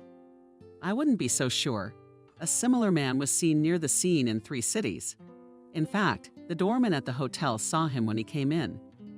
The shooter's been on the wanted list for a while. They don't know who they're looking for, though. Definitely not Thomas Scott. He's dead. You try not to go alone. Even if it is your ex-husband, I don't know why he's hanging around you. Okay, I'm gonna go. Maybe I'll do something else. Digging. Frank went to the investigative committee to see an old friend, Investigator James Adele Wolfe. Naturally, everyone called him Wolfe, not just because of his last name, but because of the way he worked. If he's got a lead, he won't let it go. If he's hooked, he can't pull it off with a dead grip. He's been tracking the shooter for years. He preferred to cooperate with private detectives, those with less discretion to their superiors. They're often useful. My friend Fadia, you decided to withhold evidence from me. Why didn't you tell me your client was in Depardieu's hotel? You described her very well. Beautiful, nervous, like Cindy Payton you work for. Girl's got a lot of nerve. There's a good chance the shooter is her late husband. We didn't consider that. What do you take from a dead man? But we knew the shooter was taking out Mr. Covington's enemies. Where? It was like living in the 90s. Outwardly a civilized businessman, but in reality a man ready to solve problems by any means necessary. When negotiations reached an impasse, he'd make one last argument. All those businessmen had either crossed the road or did not want to give up their business. But he had nothing to show for it. Clean as an angel. Now a crystal clear businessman, philanthropist, decided to go to the parliament. But on this path there are serious obstacles. The shooter, a witness to a crime, cannot be left alive. Sergei believed that we're now ordered the shooter. And here he'll probably try to take out Covington first. The businessman is under surveillance, hoping to catch the shooter. So Mr. Covington, unknowingly, became a sitting duck. What confuses me, my friend Fadia, is that the shooter committed the first crime. Thomas Scott started working for Covington 7 years ago and died just over 3 years ago. Let's assume that our dead Scott is the shooter. Where'd the first one go? Retired or something? And if Scott's really dead, why is someone with his face at the crime scene? Do you think Payton's in danger? If her husband's alive, definitely. She's already stirring up activity, going to a detective, telling everyone she saw him. He doesn't need witnesses. It's just odd that he let himself be seen in an unprofessional manner. It's like you've been watching the girl all day and you're coming for her. Where are we going? We'll see where our ghost shows up first. Cindy and Jacob were almost ready to move in. Just a few little things left to do. The truck's coming in a week to load all the boxes. They'll pick up Alex from camp and head to New York. Jacob was in a big hurry to get things done. He'd come home late, and they wouldn't even have time to talk. Cindy hadn't decided whether to tell him about the strange events of the last few days. Maybe she would have, but she couldn't find the words. She talked this way and that. It was all nonsense.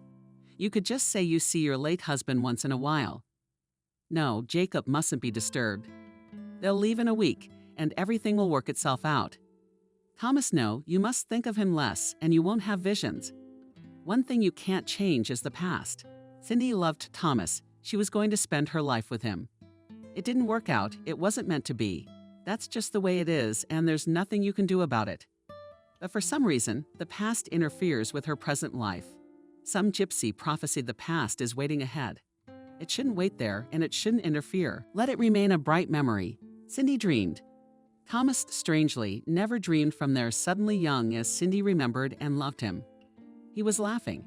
He was calling Cindy. It was frightening and disturbing. She wanted to wake up, but she couldn't open her eyes. She had no strength. A scary black gypsy woman was reaching out from Cindy and whispering past deeds. The trouble clouded over with some kind of nasty, nasty sound. Cindy didn't realize it was snapping out of a dark dream. Cindy realized that someone was insistently ringing the doorbell. The dream wouldn't let go. With a heavy head, Cindy wandered to the door. Who is it? Cindy Scott. Delivery. Apparently not fully awake, because she wasn't surprised to be called by her first husband's last name. Opened the door, took a small envelope from the delivery girl, slammed the door, and went into the kitchen. Coffee first, everything else later.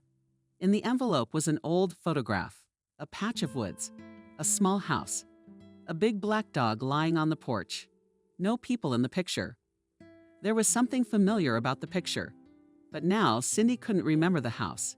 She'd seen it, or this picture. At the bottom of the envelope was a key, an ordinary key, hundreds of them.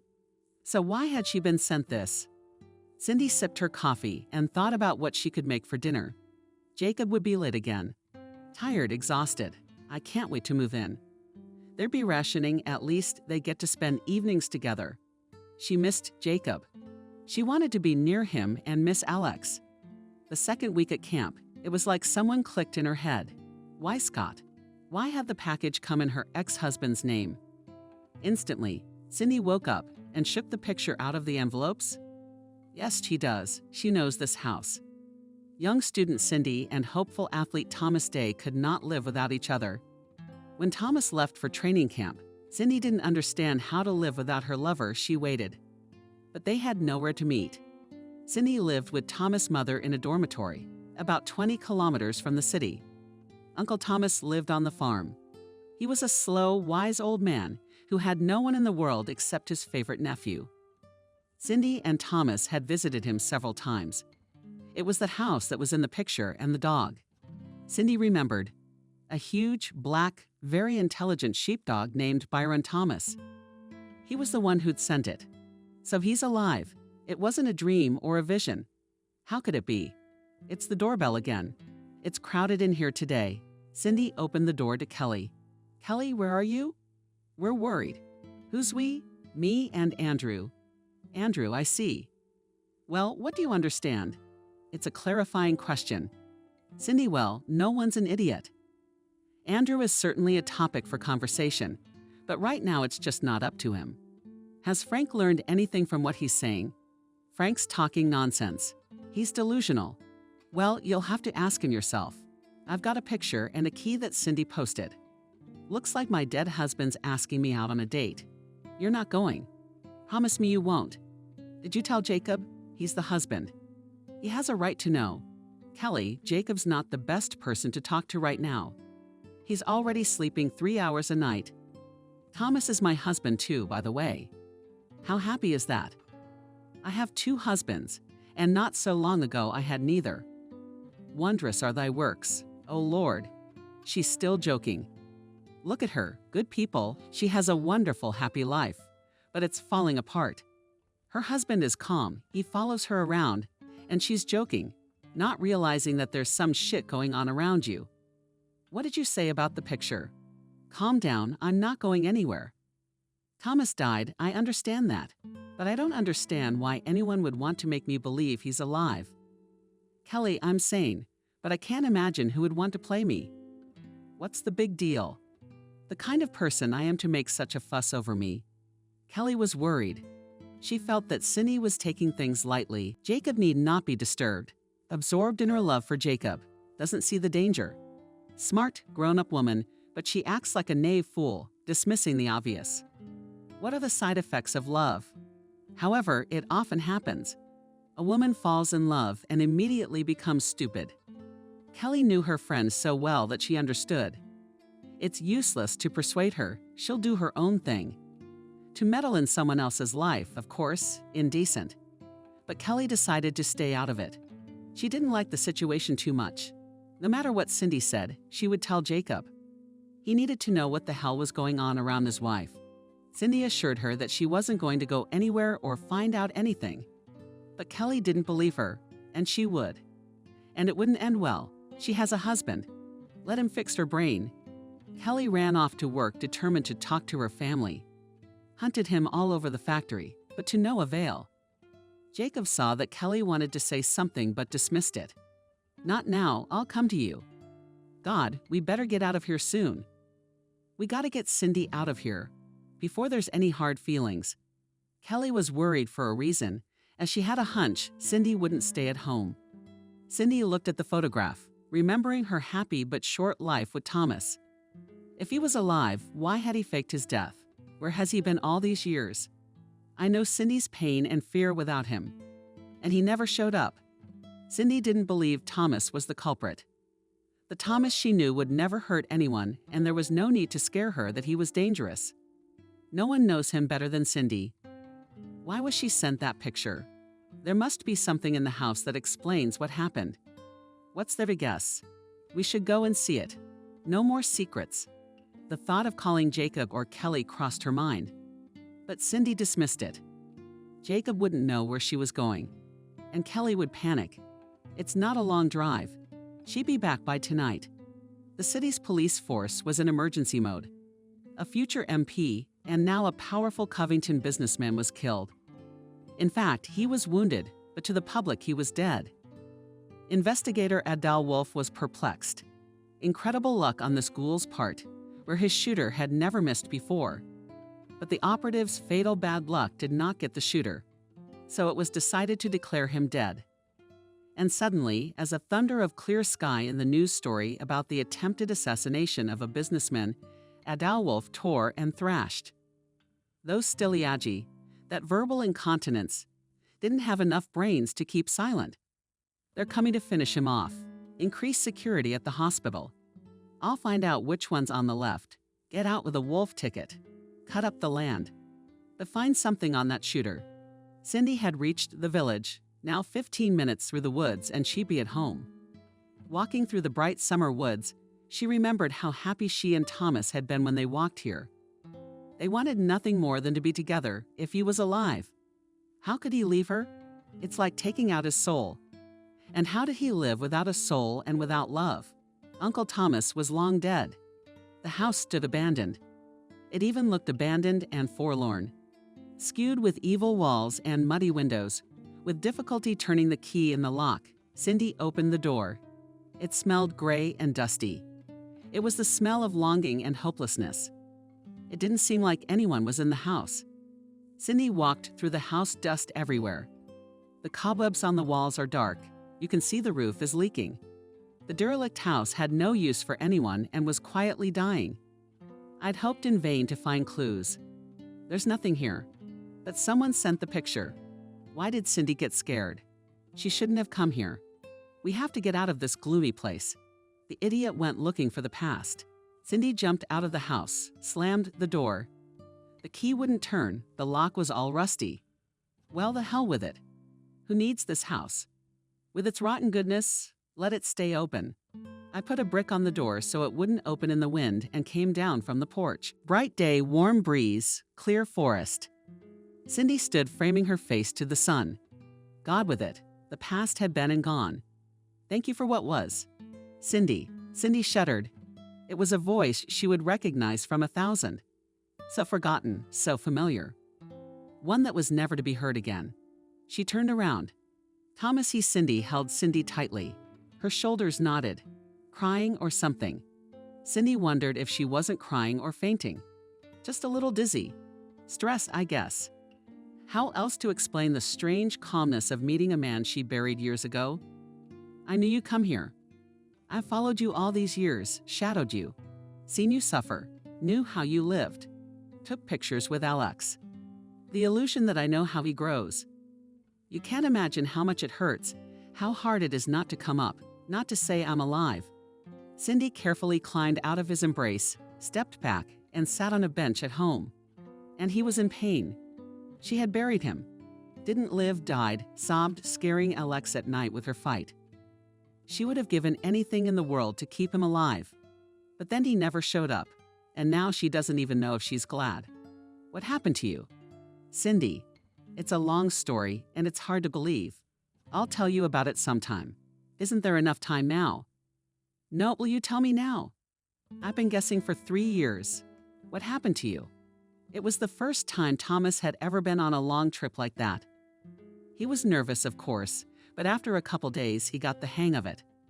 I got used to it. My partner told me the basic rules of the track. The partner was a thorough, not wordy man.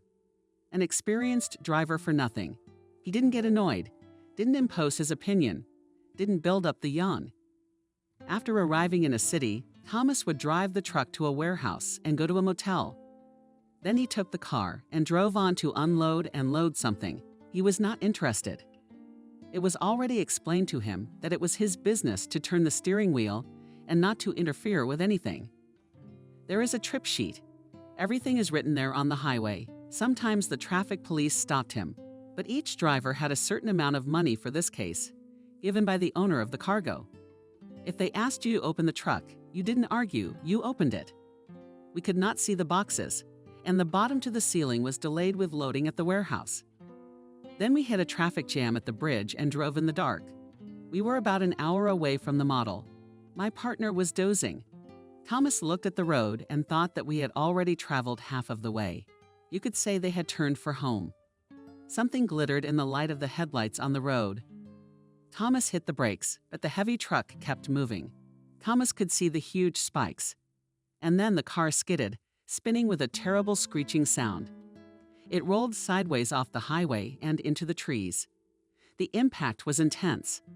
Thomas blacked out for a moment, and when he regained consciousness, he tried to get out of the car. The door wouldn't open. There was no partner in the seat next to him. The door was open, and Thomas reached in behind the curtain under the recliner. Thomas concealed the barrel. He had a permit, so he took it on the road. Thomas realized the accident was set up, so he pulled out his gun and raised the trigger. He got to the door and fell out. Immediately, he noticed some movement. Someone was coming toward him from the blackness of the trees. A man came out with a gun in his hand. Thomas fired. I fired. I couldn't miss. You realize that. The man went down. Thomas sat on the ground by the car and didn't understand what was happening, where his partner was, who was trying to take him out, and why. Most importantly, what to do now. Several cars turned off the highway. The light of the headlights blinded Thomas. He covered his eyes with the palm of his hand. A door slammed. Thomas, come with me. In front of Thomas stood where? Where did he come from? Thomas stood up. His leg was very sore, either from the impact or when he fell from the cab. Kuda got into the car, waited until Thomas waddled out, and signaled the driver to get out. Now you sit down. Thomas looked at Covington in amazement. I was defending myself. They were trying to take me out. No, you weren't shot. But you were. In court, you'll be charged with felony murder because you killed a mercenary who had a lot of respected businessmen on his payroll. No one will believe it was an accident.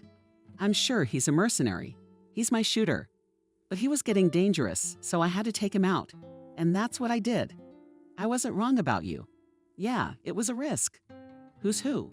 But they forgot to tell him you don't stay with the gun. Thomas.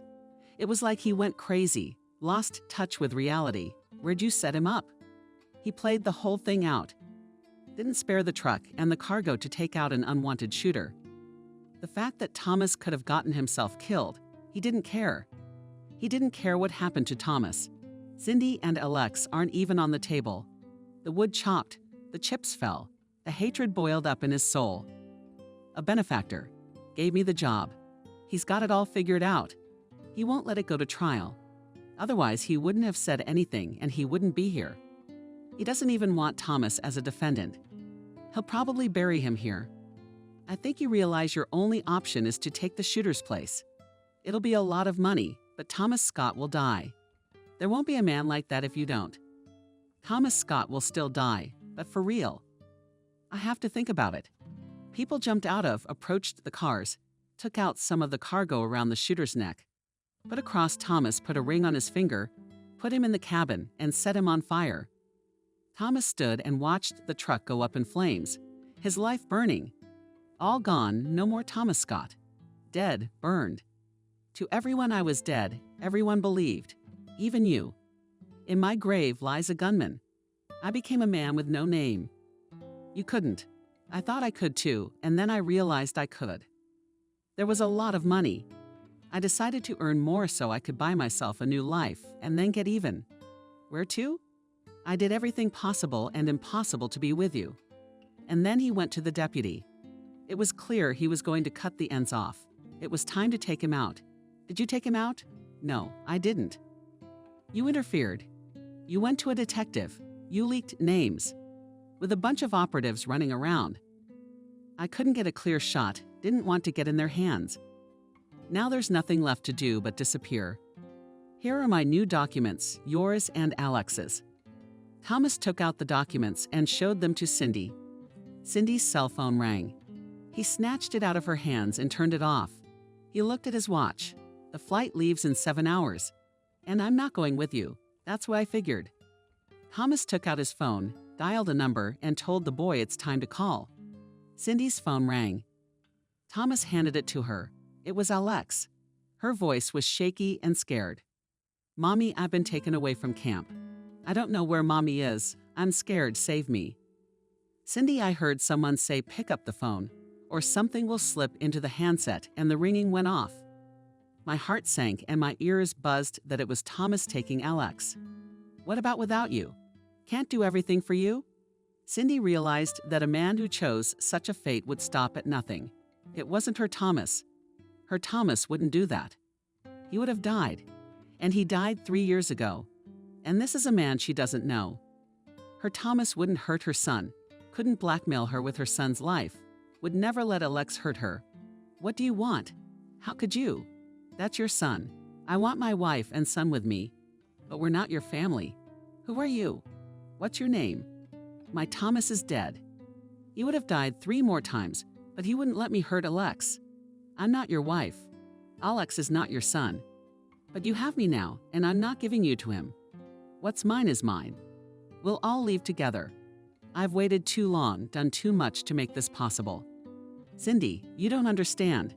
I've made enough money that we can live anywhere in the world. We have enough for everything. Will you come with me?" Thomas drew his gun and put it on the bench. You can't argue with him any further. His psyche is broken. He's becoming dangerous. Living on the edge of dead or alive for so many years. It's bound to make you crazy. Cindy jumped up from the bench, unable to sit next to him any longer. She wanted to look at his face, if there was anything human about him. Suddenly, she saw Jacob running from the woods. Thomas didn't see him. He was sitting with his back to her. "We have to do something." "Okay, I'll go." "That's right. There's no need to be afraid. It's all in the past. It was just a job. You're my wife. You must understand me. We're going to live our lives the same way we used to. You and me and Alex." Cindy came close. "We have to get him to stand up and move away from the bench where the gun is." "Where is it?" And he stood up with his arms around Cindy and whispered in her ear, "Are you doing the right thing? Alex is fine. We're going to the airport now. They're bringing him straight there. We need to hold on to Thomas a little longer. Jacob's already outside the house. What happened to your partner? He was just looking out for me. I guess he's gone. He knows my face. So he's dead." Cindy saw Jacob. He was approaching them quietly, waving his hand at her. "Stay back." Cindy bounced away from Thomas. Jacob lunged at him, and Cindy grabbed the gun. The forces were not equal. Thomas was clearly stronger. He pinned her against the wall and grabbed her by the throat. "I won't give them to you. I won't give them to you. I'll kill you and her, but I won't give them to you." Cindy turned the trigger as you said, hand. "Gun. You keep your hand firmly in the sights. What's next?" Thomas saw the gun pointed at him out of the corner of his eye. "You don't shoot. You won't shoot? You can't. Hand. The gun. Hooked on it, holding your hand steady." Shot. Cindy saw the bullet fly like slow motion as it slammed into Thomas's back as he slowly settled down, Abel. The gun fell out of her hands. Cindy lost consciousness and collapsed to the ground. In her delirium, she saw a gypsy woman.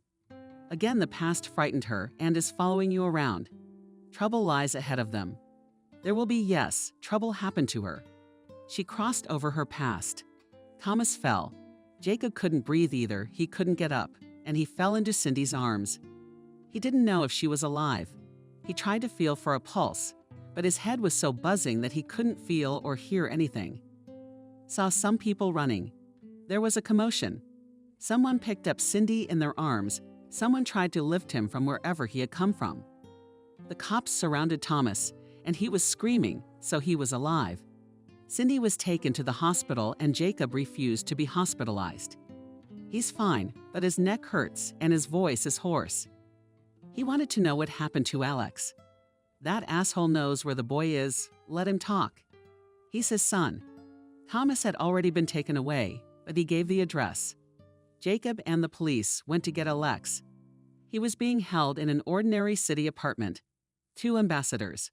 Realizing that Thomas was being held, they handed the child over without complaint. Alex was scared, but he had no injuries. He was crying and calling for his mom. Jacob grabbed him in his arms and did not let him go all the way home. He fed him, gave him tea, and put him to bed. But Alex could not calm down. Jacob again took him in his arms and held him tightly to himself. Sobs of a belligerent child. Cindy woke up, looked around the room. It looked like a hospital sitting nearby, only his eyes were closed, dozing. Cindy moved. Kelly immediately opened her eyes, jerked from behind the desk to run after the doctors. Cindy grabbed her arm. Alex, where? What's wrong with him? He's fine. He's home. Jacob won't leave his side. They're treating each other there, living well. I don't know if you're needed there. How did they find him? We didn't. Thomas is a complete scumbag, a criminal, but there's still some humanity left.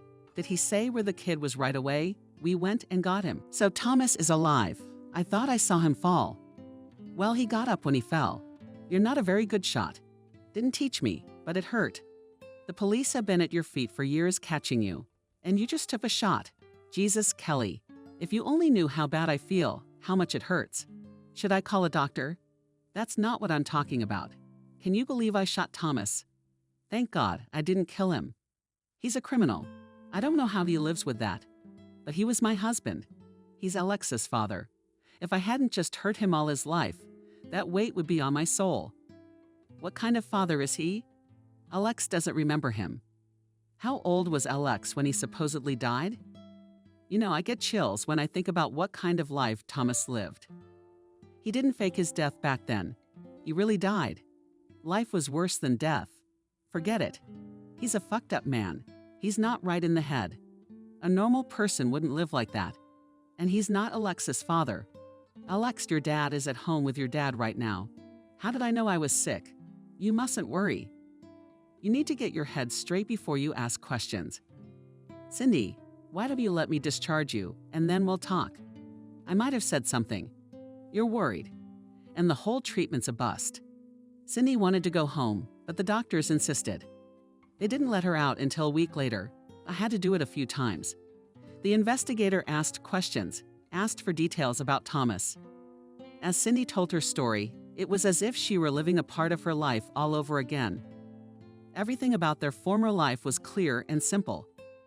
After his death, the unpleasant mysteries began. What had Thomas done with his life? How had he disappeared? Workaholic, a little unlucky. The guy turned into a criminal, soulless and calculating. Is it all about the money? No home, no family. But he's got his own grave and years in prison. Up ahead. When Jacob first brought Alex Volan to the hospital, she clung to him and sobbed so hard that Jacob threatened not to bring him back again. Alina still didn't know who had taken Alex and where he was. She was afraid to ask. She didn't know whether it was right to talk to him, to comfort him, or, on the contrary, not to hurt him. Perhaps I should consult with a child psychologist. Finally, Cindy was released home. The atmosphere there was Spartan. While Cindy was in the hospital, left, almost all the furniture was left, only the furniture that they decided not to take to New York. The dishes were hard to come by too, but it's okay. It's all about being close to Alex and Jacob, especially since we had a few days to live in this apartment. The factory was finished, and New York was in a hurry to move. Jacob, where are we going to live? At the train station. Where else do commuters live? I have an apartment in New York. I've never lived there. It's empty. They'll put the furniture up when we get there, but we'll have to get settled in. So you'll have plenty of time to get your strength back. So you're not going to help me? I won't. No, I won't. That's not why I got married. Jacob, you still haven't told me how you ended up on the farm. Well, it's not just my story. Let's have a little get-together tonight. Call Kelly and Andrew. Tell them to come over tonight, have something to eat. Not a problem. That's not the problem. I wish we had enough plates. We've had so many unpleasant events lately, we could use a little celebration.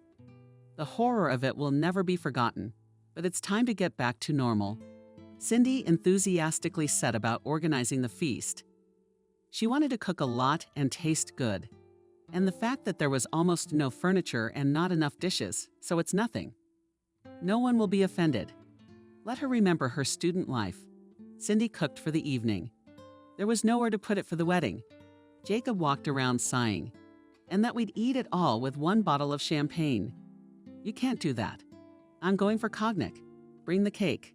Kelly's coming with a haircut, and she doesn't understand a party without cake. Kelly and Andrew brought 2 bags of goodies. Where to? We thought she'd be lying down. It's hard to cook, so we did our best. And this is so beautiful. Alex looked at Cindy apprehensively. They said he had a guest coming.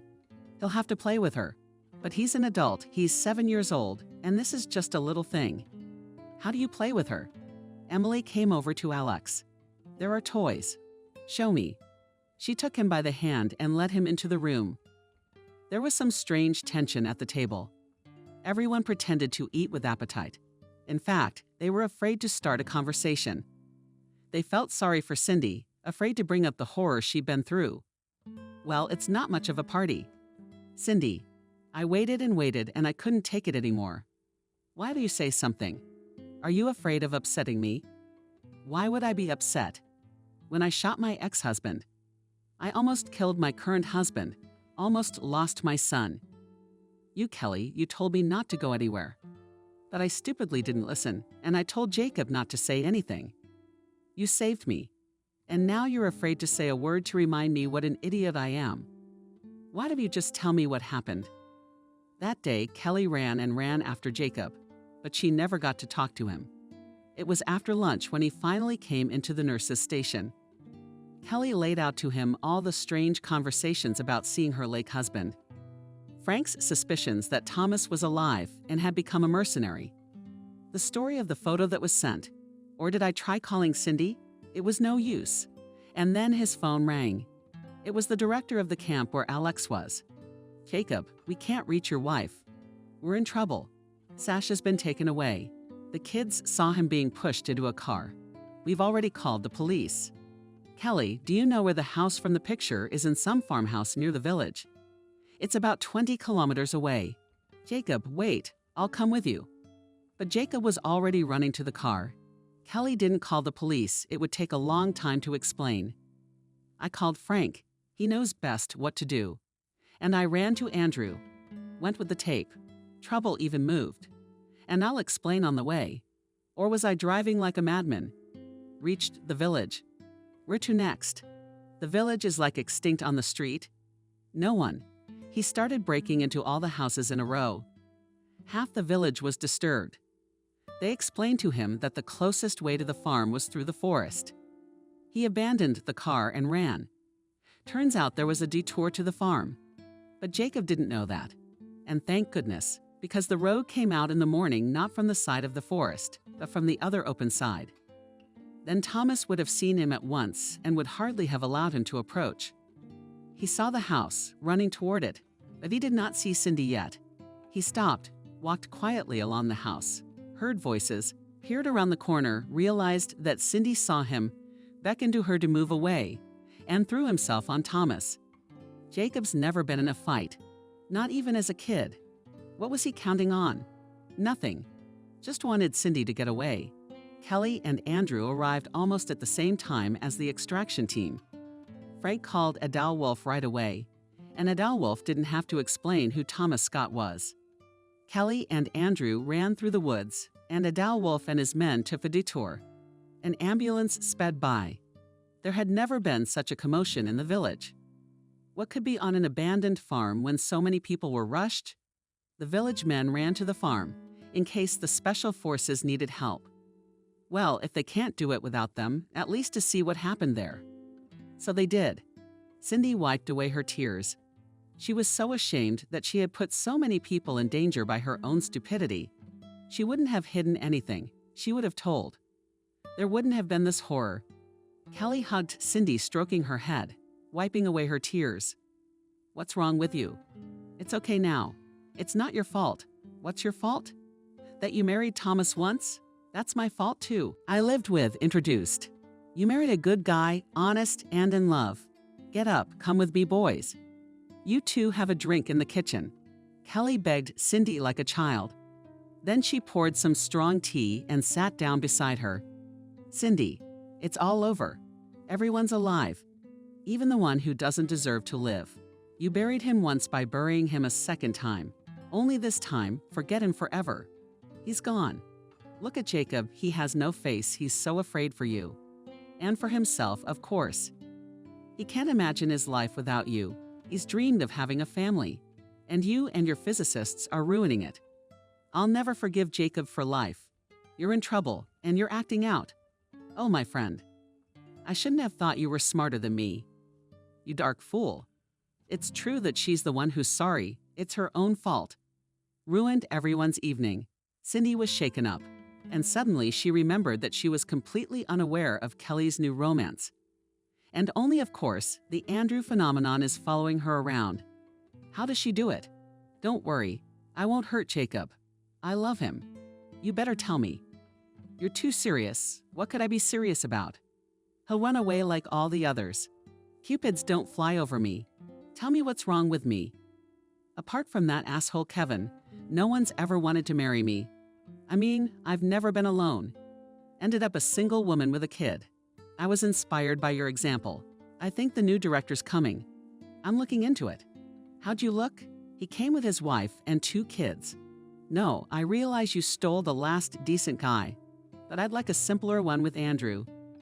Come on, it's not that bad for the boy. Why does he need a woman with a baby? No, he's good and he's walking around. But you do realize I'm like a passing fancy for him, don't you? No, I don't.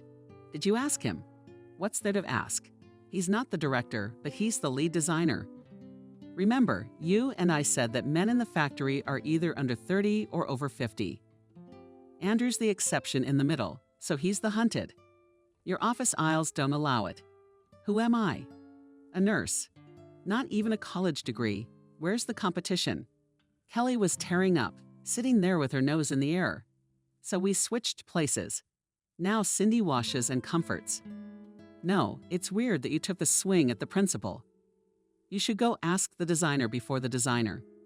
It doesn't make any sense. Everything in life is complicated. Favorite husband, moving to New York, new apartment. I've got a lot on my mind. I can't let go of the past. It's so depressing. I want the sun to always shine, no matter if it's raining or snowing. The sun must shine in the soul. That's how it was until the past knocked. It came. Jacob wanted to tell me to stop sitting here. Time to go to the table. Saw everyone sobbing and quietly retreated. Let them cry. I was nervous. They just keep crying about their own things. But then a lovely vision of gold hair flew into the kitchen. Princess Emily, Alex, and I want cake. Now Cindy was cutting the cake. Cindy was dancing around the table. Emily, do you dance? No. We only have boys dancing in the garden. I want to take judo. Why? So no one will hurt me. Does Alex go to the dance? No. Okay. Emily took 2 plates of cake and left. Serious girl. Cindy and Kelly laughed. Good thing there are kids. A quick sob brought them to their senses. The misery was over. The rest of the evening was pleasant and quiet. Cindy changed her mind about questioning the designer. Well, it's obvious he's crazy about Kelly. We need to set her straight so that she doesn't fool around, but grabs what comes her way. And let those college-educated people out there be jealous and weep. The factories are used to it. The director stole the designer from them. The children were tired, their eyes were glazed over, so they put them to bed. They sat up themselves. I didn't want to leave. What if it's the last time we sit like this? They'll leave. Or would I see Cindy? Kelly wondered what kind of job it was to be a board member. What would Cindy do? Jacob stated that Cindy would stay home and have babies. Cindy smiled and said nothing. She either agreed or disagreed. Jacob, we don't need designers in New York. Andrew, here you are the lead designer, and there you will be just a designer. Think about it. Yeah, you're the first guy on the block. I want to go to a big company. I want a challenging job. I'm tired of doing the same thing. And you realize I'm not going to answer you right now, but I know your level. I know you're good at what you do. I think I could use it in New York. Well, I don't work without politics. Don't get cocky. Kelly listened to the conversation, and the sadness set in again. Everyone in New York was pouring into us. Jacob Cool, Cindy's manager, his wife Andrew is a specialist, and no one wants a talentless nurse. Well, screw you. I can live without you. Sometimes it's better to be alone. Less disappointment. Jacob, I've got a nerve, but please don't offer me options, just specific jobs. I can't risk it if I'm not sure. I'd rather stay here. Kelly's having a baby. We can't just take a chance. You've got a lot of nerve. But I like your attitude. Kelly, why aren't you saying anything? I think you just got proposed to and moved to New York. Kelly looked at one and the other with astonished eyes.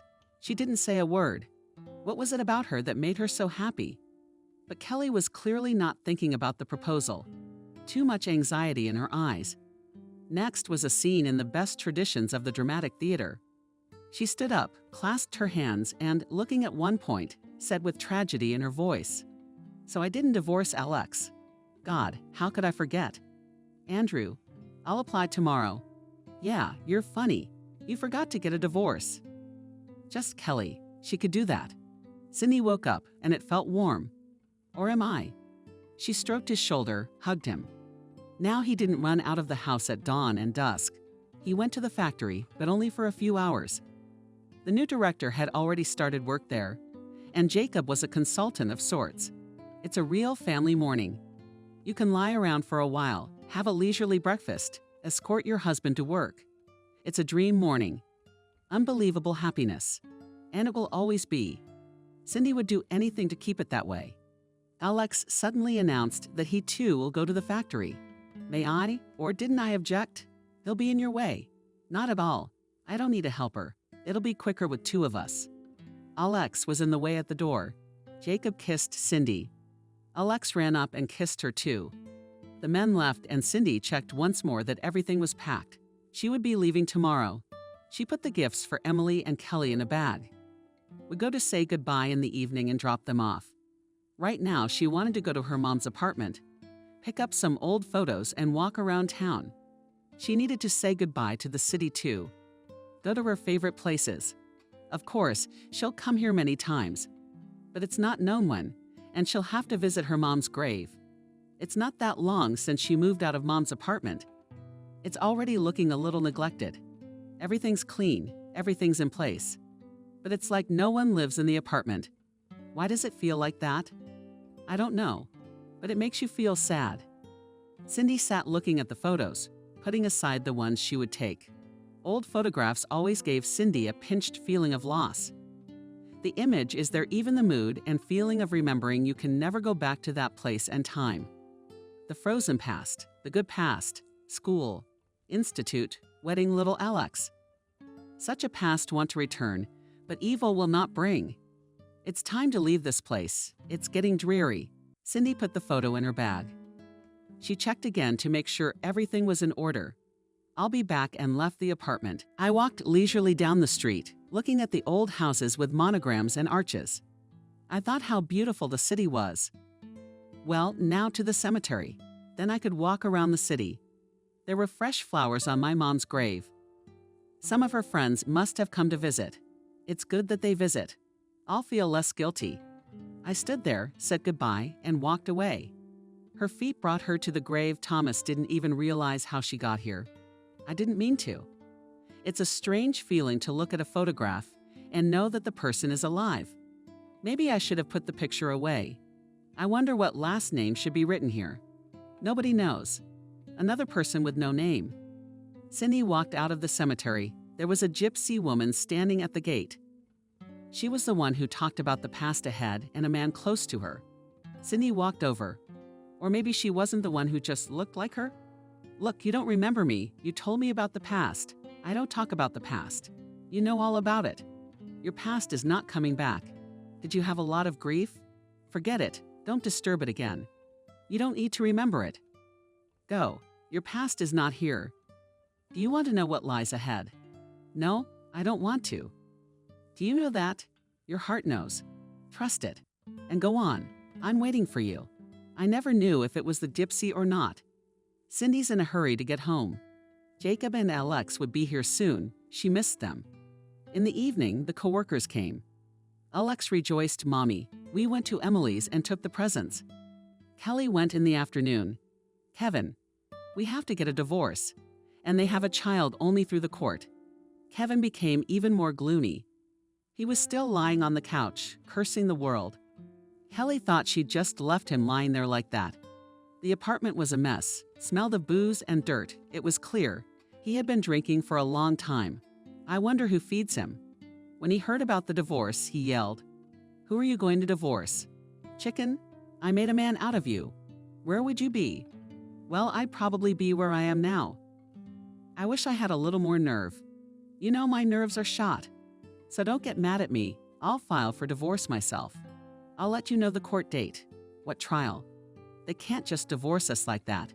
What kid? What kid?" Kelly didn't say anything else. She left.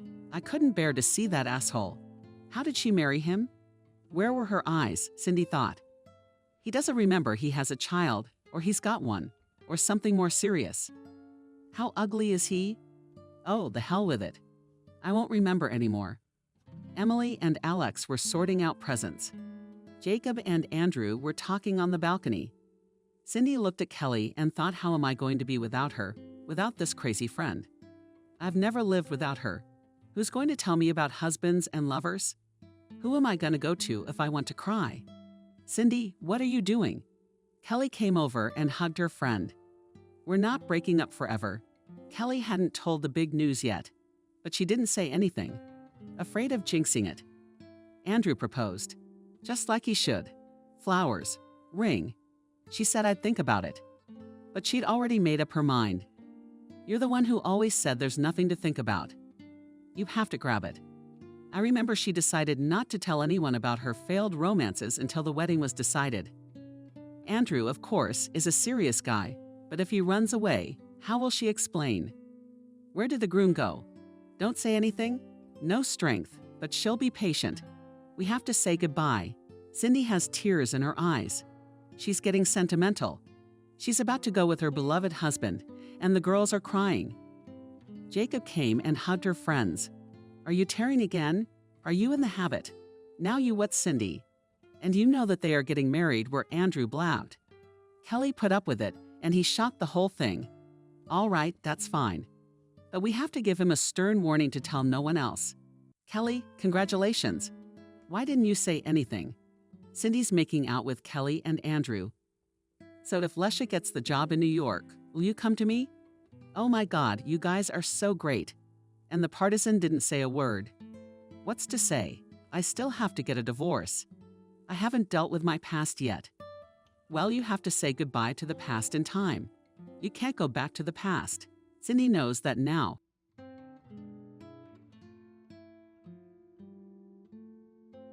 Subscribe and click the bell. Mason was stuck in traffic for the second hour. He was supposed to be at a birthday party for an investor half an hour ago. Drove straight from the clinic. Didn't even stop home to change. Miranda's wife called every 10 minutes to remind him not to be late, but he was. Such a terrible traffic jam was not part of the plan. It's unclear what happened there. The cars were standing dead. Every 5 minutes they'd move a meter and then stop again. All the cars behind, in front, on the side were already considered, and the draggers could be considered familiar. That car overtook by half a meter and now lagged behind by a meter and a half. What kind of fun is that? In front, an old man in a Ford, some sticks with red rags on the ends sticking out of the trunk. On the left is a girl in an Audi, always talking on the phone and occasionally glancing at Mason with interest. On the right, the most desperate or the most brazen occasionally fly by on the side of the road.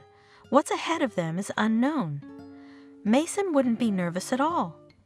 Well, a traffic jam and a traffic jam. Finally able to rest, but imagined what Miranda would tell him when he arrived. Well, if he did. It's the wife calling again. Where are you? I don't know what to say anymore. Everyone's here asking about you. Don't you realize how important it is for you to be here? I don't really understand the importance, and I don't understand what I'm doing there either. But I'm going. I can't fly over this traffic. Can't or won't. Miranda, I'll be there as soon as I can. Mason dropped the call. He doesn't need this reception. Let the investors talk to the clinic management. Why invite the department heads? What's the joy of celebrating a birthday in a crowd of people you don't know? Mason saw this investor once at the clinic. All of a sudden, he's so honored to be invited, and with his wife. He would have preferred to go home, spend a quiet evening, finally read 2 interesting articles sent to him a month ago. Instead, he goes to some party where he has to keep a straight face and socialize with uninteresting people. He's also indecently late. Miranda, unlike her husband, was glad of the invitation. She rarely got to attend receptions of this caliber. Or did she not want to look at others as much as she wanted to show herself? She realized that no one in this high society was interested in a school teacher herself. But she is with her husband, and this husband, damn him to hell, cannot get there. But those who ride on the side of the road go somewhere, don't they? Why don't you try it? Mason pulled off to the side of the road, rode the potholes for 500 miles, and got stuck in traffic again. Now on the side of the road. The curb ended, and the only way to get through was on the road. And those who patiently stood in a row were not in a hurry to let those who liked freebies through. They wanted to cheat fate. So stand there now, and in another half hour, Mason was back in the lane. Ahead of him was a Ford with sticks and red rags. What he left was what he came back to. It's ironic. Looks like he's only coming to the appointment to pick up his wife. That's fine. It's a shame about the time, though. We're finally getting going. And soon the cause of the traffic jam became clear. A terrible accident, 3 cars and 1 truck. Rescuers from the cars were scrambling around, pulling people out.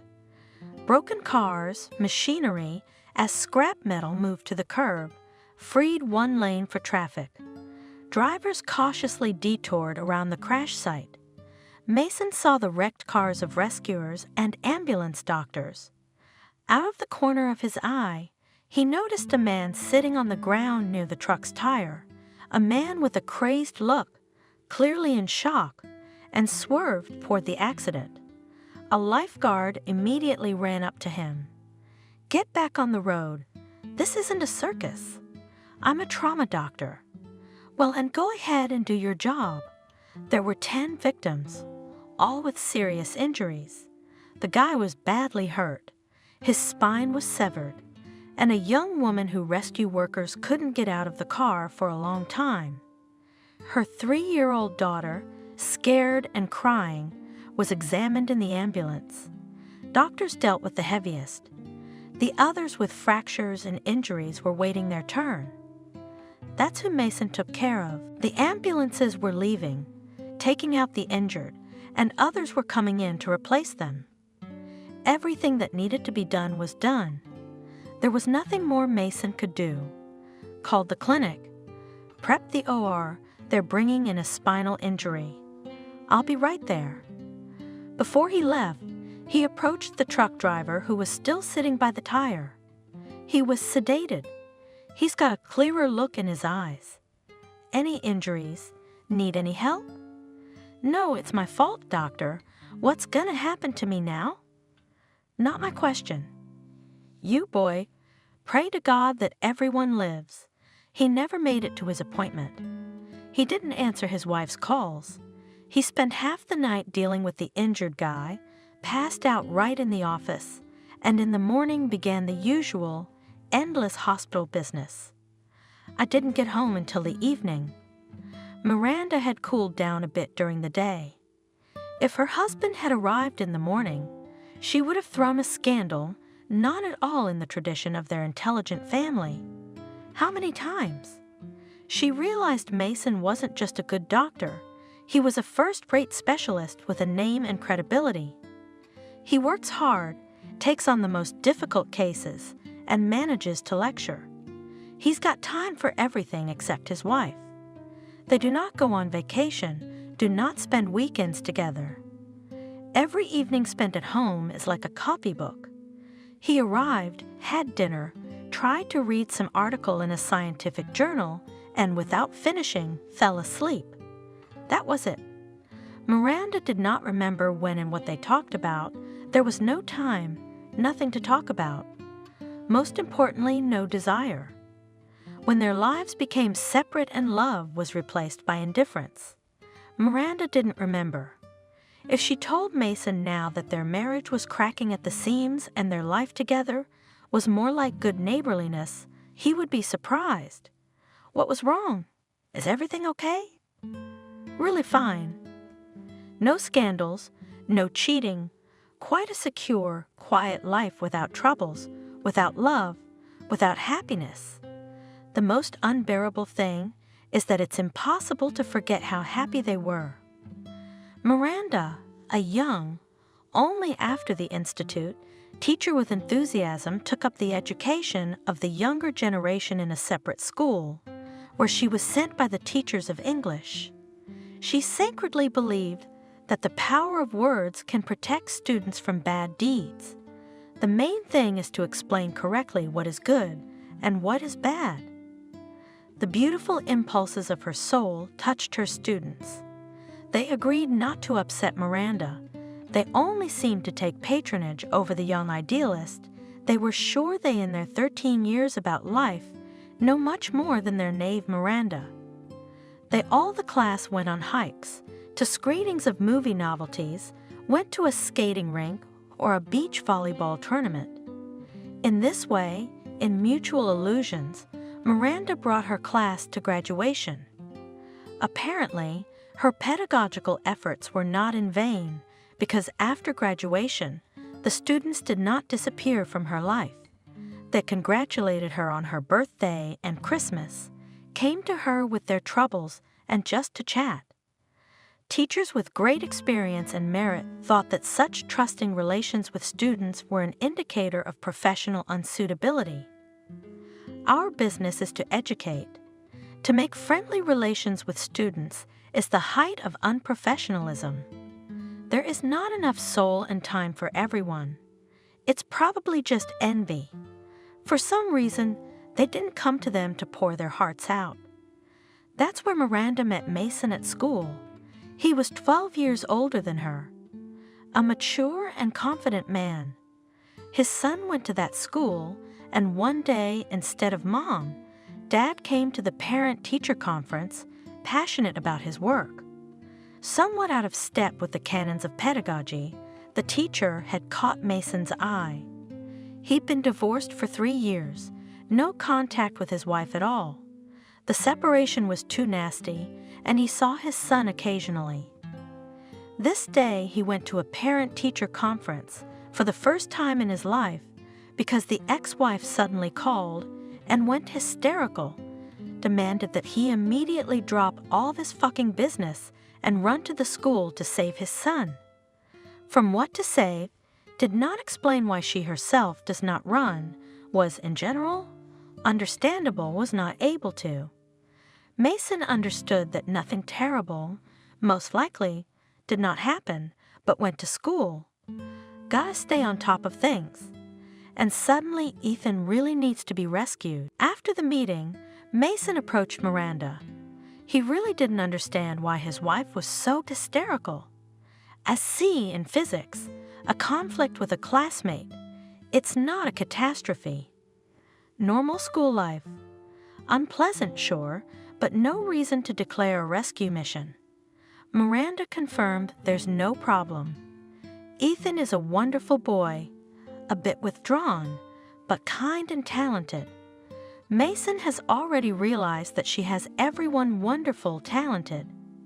She will justify the worst bully and find a lot of positive qualities in him. Amazing girl, there's not many of those left. Mason always came with flowers, gallant, and courteous.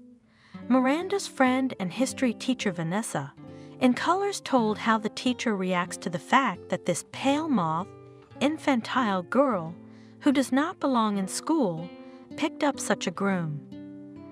Our women are jealous. They can't talk about anything but you. For them, teacher and nun are synonyms. You can't have a teaching career if you've got a man, or rather, not like that. You got the wrong guy. If you'd picked up a freak and tortured yourself, but brought him into the world, yeah, and self-sufficient, independent will not appreciate your, and therefore their selfless labor. A happy, loved, prosperous woman, what can she teach her children? How will she prepare them for the rigors of life? Vanessa, you're twisting things around. Half of our teachers are married. There are married ones. There are no happy ones. How would you know? And why are they making you feel bad about it? Why don't they just be happy? Tell me, if I was going to marry a good, positive man, what would you say? I'd wish him happiness. Well, no one wished you happiness.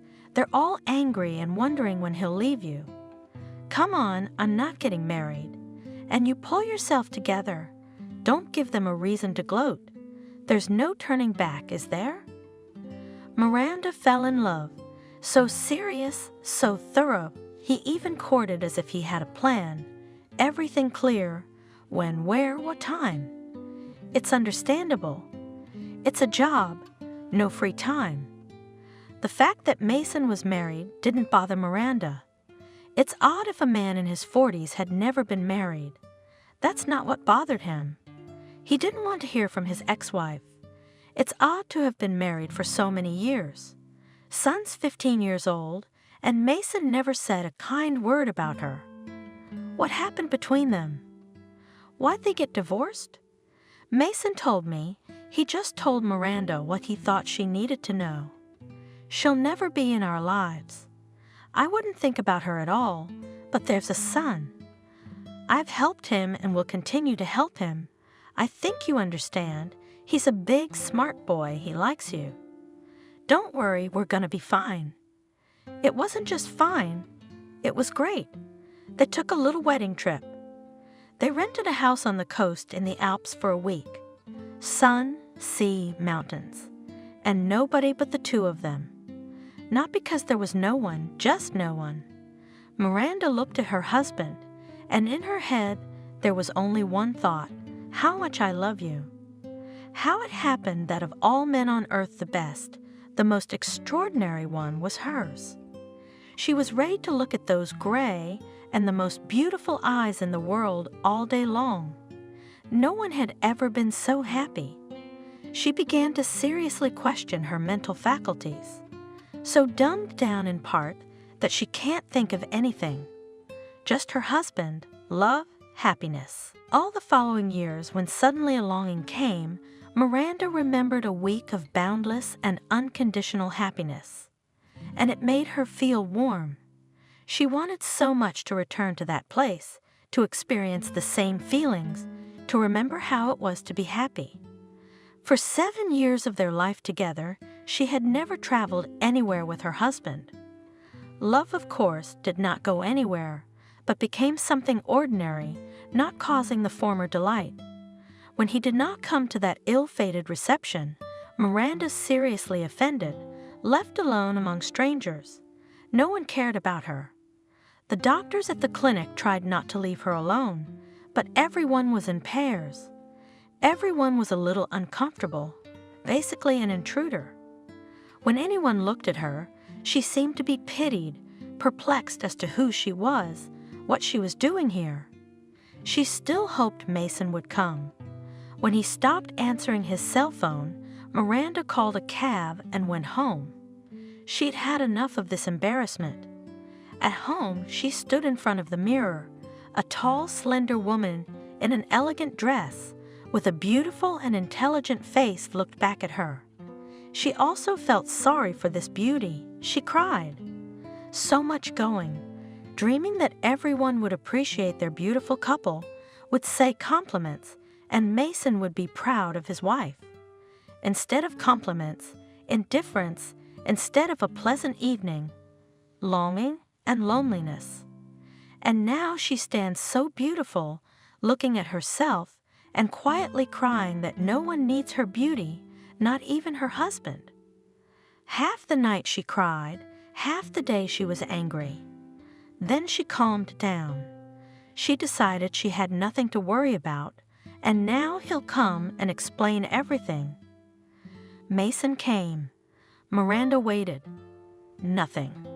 No explanation, no apology. Didn't even ask how she spent the evening. Either he doesn't remember the damn reception, or he thinks it's nothing. Nothing to talk about. She's eating dinner, reading a magazine, about to fall asleep. Here Miranda couldn't stand it, went to her husband, pulled the magazine out of his hands, threw it on the floor, and looking into Mason's surprised eyes, asked, "Where did you go yesterday? Aren't you interested in how I had fun? You left me alone and now you won't even explain. I had to go back to the clinic, Miranda. I was tired." Mason picked up a magazine from the floor and continued reading. And that's it. Amazing, such impenetrable indifference. It made me feel so bad. What could I do to get him to come out of his shell and show some feeling? Change? Die? I wonder if he'll notice or grumble that he's distracted from work again.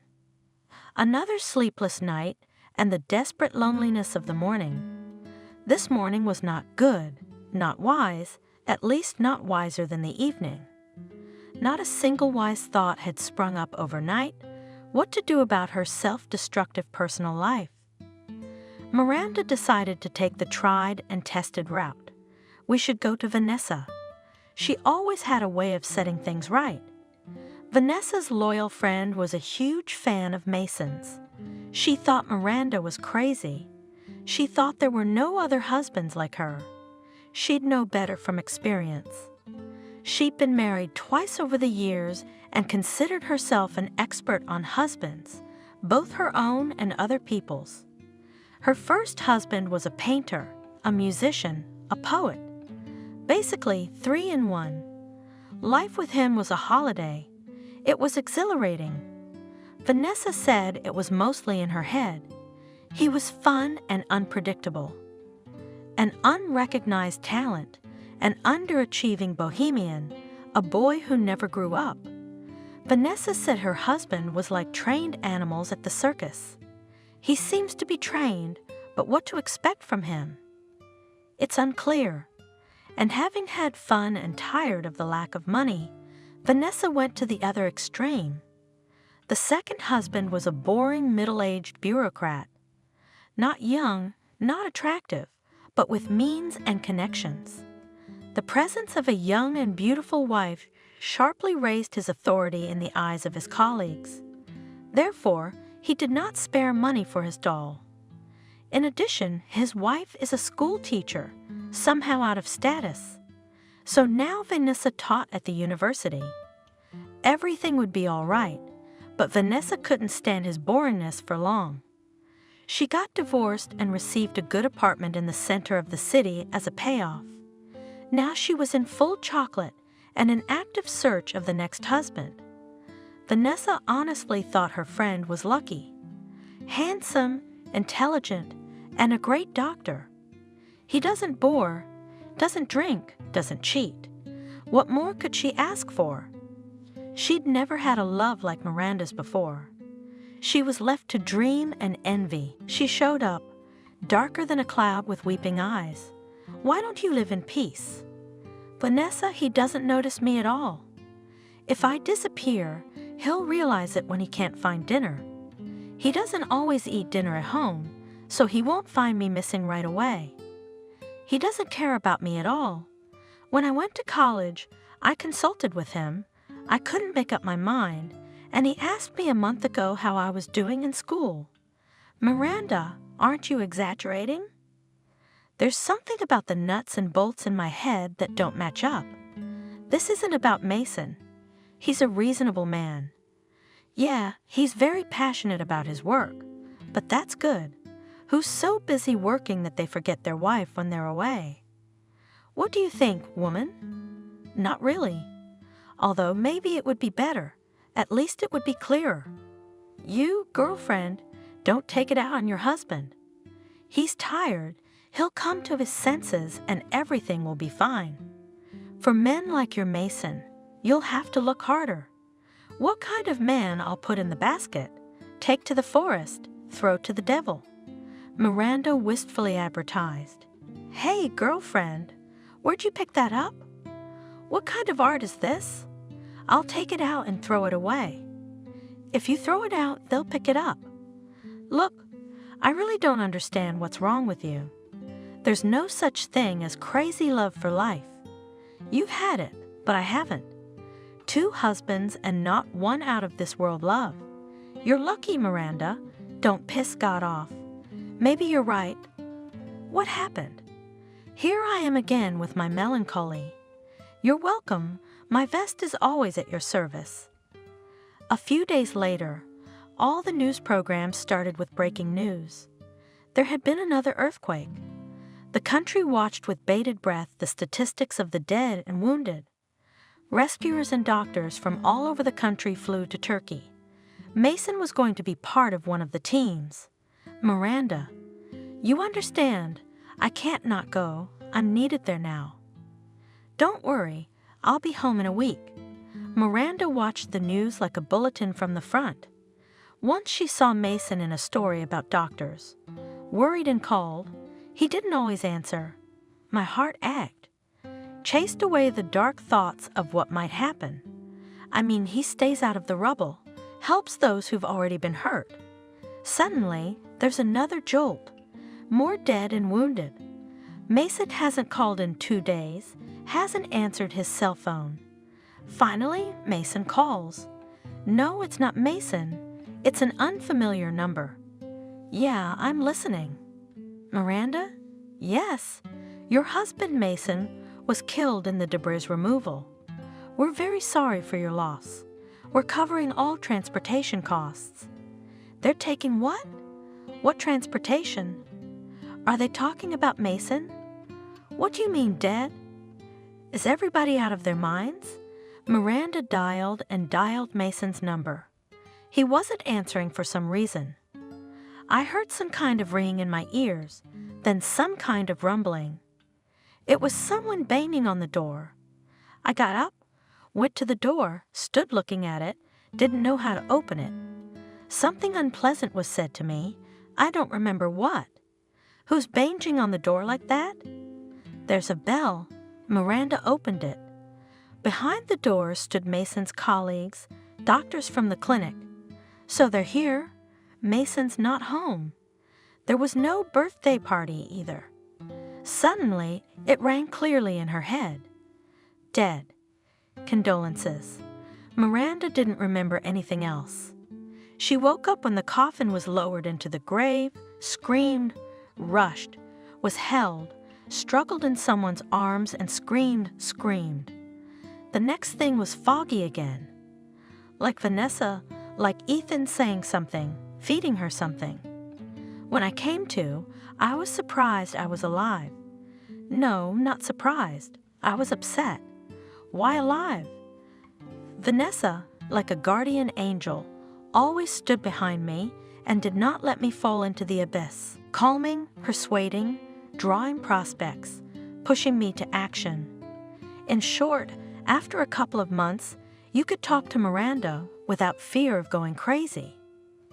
To be honest, Vanessa hadn't expected Miranda to be so disturbed.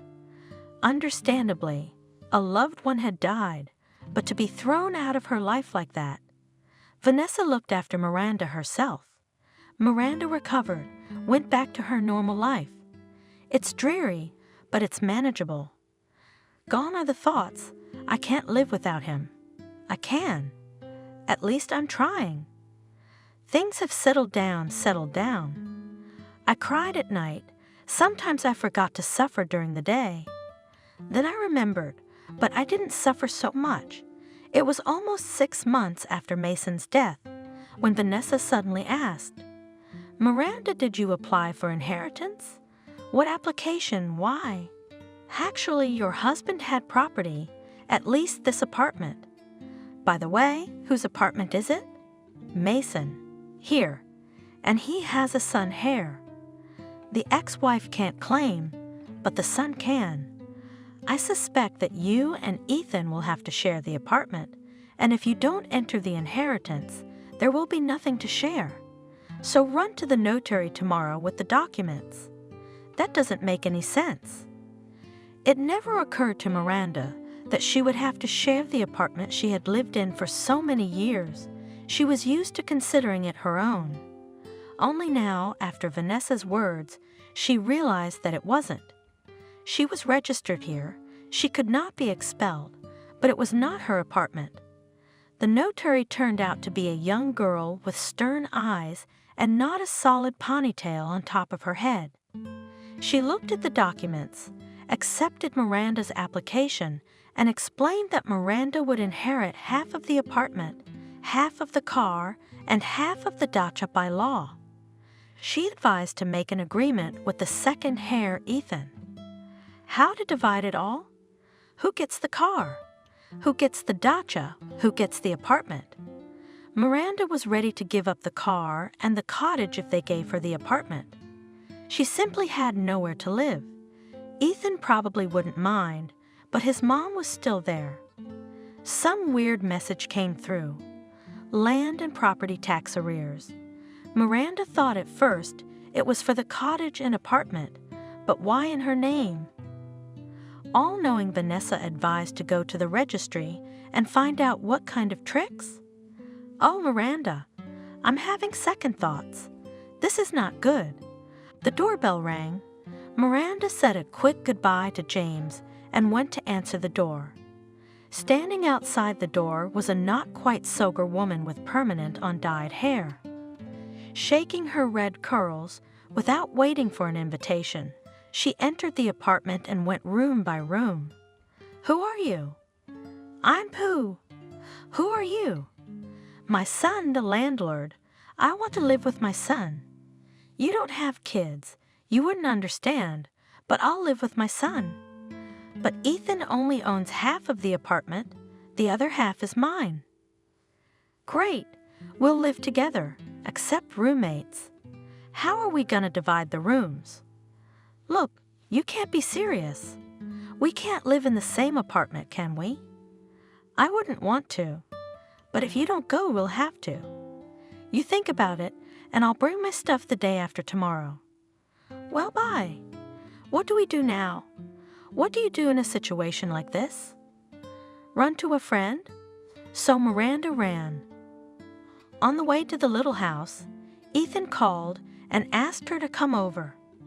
I wanted to know if the idea of living together was her mom's fantasy or their decision. Ethan was not reassured. The decision to squeeze Miranda out of the apartment, Mason's revenge, albeit belated. Ethan had talked his mom down, offered her options. She wouldn't listen. It's not so much the apartment as the desire to show her power. She wouldn't back down. She'd ruin her life any way she could. Ethan left, and the girlfriends were left to grieve. "Miranda, why don't you buy half the apartment from her? If there's not enough money, I'll add to it. I'm afraid she won't sell. It's important to humiliate me." She dreams of humiliating me, ruining my life. She won't take money for such a pleasure. Ethan realizes that it's impossible to live like this, but she can't do anything. She has the idea to move in with me. It's fun and revenge for a miserable life. You should have seen her. She's got an ambition to kill me, and she's not going to give up that kind of joy. Look, is she crazy? Is she really going to live with her ex-husband's widow? Looks like it. Move in with me for a while, then you'll have to do something about the apartment, sell it, split it up. I don't know what. Of course, you're on the prowl, and I'm just running around here. No, girlfriend, I'm not my enemy. I don't want to be without a friend. Who do you want to stay with? With that crazy woman in the same apartment? Are you seriously considering that? No, of course not. I have an unfinished palace. I'll go and see it. Where? In the country. It's in the middle of nowhere. It's nothing like that. I only look 200 miles away. I've got to get my mind right. I'll go, I'll think, I'll come to my senses, and I'll decide how to move on. Vanessa, I feel like I need this. If I don't try to start over, I'm gonna die. I don't know. Maybe it will work. It seems like the decision has been made, but it's so scary to change the established, stable life on the incomprehensible prospect of life in the village where I have never been. But then some builders showed up, measured the height of the opening, and asked about the load-bearing walls. Clearly some grandiose renovation was in progress. Woman, are you registered here? Well, live here. No one is forcing you out, and we have an order. Miranda quickly put her things in her bag and rushed to the bus station. Didn't wait for the red-haired vigilante to show up. Enough with the nerves. Though in the queue at the cashier's office, I suddenly remembered that I had a car. I'd been kicked out of my apartment, so at least I could get my car. I didn't doubt that they would sue her for the car. They wouldn't deny themselves such a pleasure. But for now, it was possible to get to the village. Where I'm going? Why, how will I live? Okay, I'll get there. I'll figure it out. Strange village. Not a lantern, not a light. The time is 21 o'clock, and the village is dead. Either they're asleep, or there's no light. So where to next? Where's the Crown Estate? Yeah, there's people here. Apparently, cars are rare here. We crawled out to see if they'd tell us where to go. They did, but they were wary. What kind of a lady comes here at night? The lights are really out. There must be a candle somewhere, but how can you find it here? I shined the flashlight on my phone, found a bed, and went to sleep. I'll figure it out tomorrow. I was hungry, so I ate all the livers I had on the road. I'm going to sleep. There's nothing else. Miranda was sleepy and didn't realize where she was. I guess the countryside. There's no light, but there's a manor house. I have to look around. I'm also very hungry. Is there a store here? Miranda's house was impressive. Nice furniture, big windows, curtains, dishes, fridge, TV, everything. You could see Mason really wanted to live here, all thoughtfully and lovingly arranged. He didn't tell her anything, but he made it look like he consulted her. Miranda wouldn't change a thing about the house. She loved it. The house was abandoned and unkept, but that could be fixed. She stepped out onto the porch. It was beautiful, a real garden. Lilacs blooming, apple trees in pink buds, some bushes, the names of which Miranda did not know. Raspberries sprawled without supervision, growing all over the plot. Under the apple tree in a thicket of burdock stands a table. From a branch, hanging from a rope swing, the ropes are almost rotten. Behind the house, impassable cherry bushes, a solid white wall. Then I'll have to climb the plot to see what else grows here. But now it's not about flowers and berries. I have to find a store and buy groceries because I'm dizzy with hunger. There was salt, sugar, macaroni, a pack of tea, and a bottle of sunflower oil in the refrigerator, which was turned off, probably hidden from the mice. Miranda took out the groceries, turned on the refrigerator, and went to look for the store. From behind a neighboring fence, a woman of about 60 years old looked at her with curiosity, came closer and asked, "Daughter, who are you going to be?" The house was empty. I saw someone walking around the yard today. The owner, Mason, is here, a doctor from the city. Are you his wife? Widow. It was the first time Miranda had ever said that word out loud. It was harsh, hard, hopeless. Divided life into before and after. "Oh, I'm sorry, old fool, minding my own business. My name is Aunt Clara, and I'm Miranda. Can you tell me where your store is? Just down the street. You'll reach the center. There's a store, a school, and the administration. If you need anything, you can come to me." "Come on in." "Thanks, Aunt Clara." Miranda walked down the street. Looking at the village, it was interesting and completely different from her idea of rural life. Once while still studying at the institute, she had gone to visit her friend Adriana. It was her first and only experience of village life. Since then, Miranda was sure that the village was dusty streets with wilted grass, old, ramshackle houses, vegetable gardens with potatoes and cucumbers, and certainly no decorations in the form of flowers and ornamental bushes. A village is poverty, lack of amenities, and hard work. It's no place for flowers, whether that village was in the middle of nowhere or whether things had changed dramatically over time. But now Miranda was pleasantly surprised. There were good houses in the village, a well-tended front garden in front of each yard. Even the streets were not gray and dusty, but green with flowering trees and bushes. The appearance of a new person in the village is an event. As we walked to the store, curious eyes peered out from behind every fence. About 15 times Miranda said hello and explained who she was. Vigilance in the village was at an all-time high. No one would pass unnoticed. Somehow the rumors made it to the store before Miranda. About 10 people came to see the townie. The store was full. No one bought anything. They didn't come for the same reason. They waited, wondering why they came and how long they could hold out. They're not mean people, but they're wary of anything new. They've all studied their own people. It's clear what to expect from whom. This one will give his last shirt. That one's greedy. This one rushes to help everyone. That one's a slacker. But these are all their own relatives, and here we don't know what's arrived. They say she's young and beautiful. Problems too. There are only 3 single men in the village. They don't have enough, and here's a competitor. They looked at Miranda, frankly and appraisingly. They began to ask questions cautiously. "Are you coming to us for a long time? Or just for a week's rest?" "No, not a week. I'll stay here. But I don't know how long." "What are you going to do?" "You're probably a manager or a designer." "You don't know how to work with your hands in the city."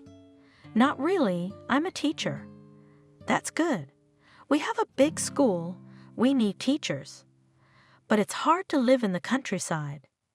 In winter, it gets so snowy you can't leave the house. It's good that we have gas and don't need to heat stoves. And you can't live here without a vegetable garden. They don't bring vegetables here." "Aunt Lisa, don't scare the man. Why are you attacking him?"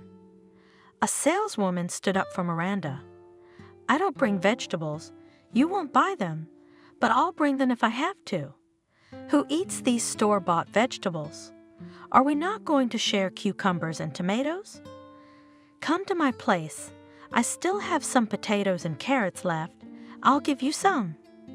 "Thank you. Ladies, do you want to buy anything? If not, go with God. It's a hobby club. Miranda got the groceries. It's a little heavy. And I need a bucket, a mop, dishwashing detergent, window cleaner, and a few other little things. I can't carry everything." "You're gonna clean up?" "Yeah, the house has been closed up since last summer, and it's been filthy. Let's do it this way. You take what you need now, and the rest, along with everything else you need for cleaning. I'll be back in a couple hours.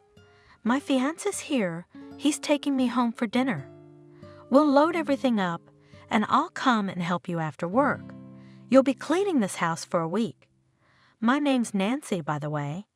It's embarrassing. Come on. I'm curious to know what kind of bird you are. Let's get to know each other." "Oh, I don't have to tell Miranda." The whole village knows. Miranda came out of the store, took a look around. There's a school. You can see the boys running around in the yard, whether it's gymnastics or some kind of training.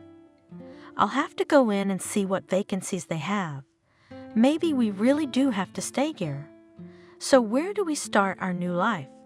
We should make some food. No, sandwiches and tea first, then cooking, or I'll drool. After Miranda's sandwich, everything seemed fine. Life was getting better. Nancy's bringing in some chemicals. The first thing to do is to clean the windows to get some sun and shine. Miranda looked around the house meticulously. She hadn't had time to do that in the morning. Gray furniture, dim windows, dusty curtains. If everything washed, it would be cozy. Where's Nancy? I can't wait. Nancy arrived as promised with her fiancé, a handsome, smiling blonde. He may not have been a groom, but he was interested, looking interested, clearly trying to please Nancy. His name was Benjamin. We're all going. Benjamin has to go to work. Nancy pushed the groom to the door. I'll pick up the monkey from the garden tonight and come over. What monkey? But Nancy was already running to the car. The monkey was a little red-haired girl named Betty, Nancy's daughter. With the helpers, it went faster, and in the course of the evening they had cleaned almost the whole house. Just a few little things left to do. Tired, but encouraged by the result, sat down to drink tea. But the monkey didn't finish his tea. He fell asleep. Nancy, who's Benjamin, they say there's only 3 bachelors here, and one of the 3 was killed. You should have seen those bachelors. Nancy laughed. The most eligible is Uncle Sebastian. He's about 60 years old. You'll never get anywhere here. He's been courting your neighbor Aunt Clara for about 30 of his 60 years. For as long as I can remember, he's been a suitor, and he's never decided to propose. And the second bachelor is not looked at even by the most stale girls. 40-year-old Nikolai studied in Washington. They say he's a computer genius, works from home, lives with his mom, doesn't go anywhere, doesn't talk to anyone. His mom tells me he was married. The village doesn't believe it. Someone considers him abnormal, but all agreed that he is unsuitable for socializing and even more so for marriage. The third bachelor is a dark horse, but according to Clara, a very interesting man. 2 years ago, a man came to the village with a teenage daughter. Everyone assumed he was a former athlete. First of all, he looked like that, strong, trim. Secondly, having settled in the village, he came to the school director and proposed to open a boxing section. The principal was not against it. It was a good idea, but not feasible. The school gym had not been working for several years. There was no money for repairs. The hall was almost in disrepair. Physical education lessons were held outside in the summer, running and soccer, and winter skiing. Then David, the athlete's name, disappeared from the village for a while. Then he came back with a decision to fund the renovation of the gym and a coaching position. That's when it turned out that David, a 3-time boxing champion, lives in their village. True, he hasn't been competing for a long time. He refused to participate in the World Championship. Why doesn't anyone know? How did he end up in the village? Also a mystery, but all the local signs said there was a woman involved. His daughter didn't talk to anyone either. She was a serious boxer. David took her to the district general competitions. Our girls, of course, became animated. They tried to charm him, but to no avail. He's kind of withdrawn, a loner. It's as if he and his daughter don't need anyone at all. He's only friends with Charles. That's the school principal's name. Bachelors, I see, but where did you get your Benjamin? Or is he married? No way. You don't want to mess with a married guy. We've had a couple of such stories. They didn't end well. Benjamin is from the neighboring village, right next door. Children from neighboring villages studied with us. Those who lived nearby were brought by school bus. The children from the distant villages lived in the boarding school. Nancy and Benjamin had known each other since they were in the 1st grade. As Benjamin told Benjamin later, he fell in love with Nancy in the 4th grade. Nancy was a bucket list girl. She liked one boy or the other, and she didn't notice Benjamin until her senior year of high school, but what a true, youthful love it was. Of course, for life, when it is impossible to breathe without each other, they drew a calendar and crossed out the days until their 18th birthday, when they could get married. Their parents were not against it, but they thought it was too early. He'd go into the army, then it was fine. Nancy went to high school. Benjamin went into the army, and city life surrounded Nancy. New impressions, new acquaintances, new love.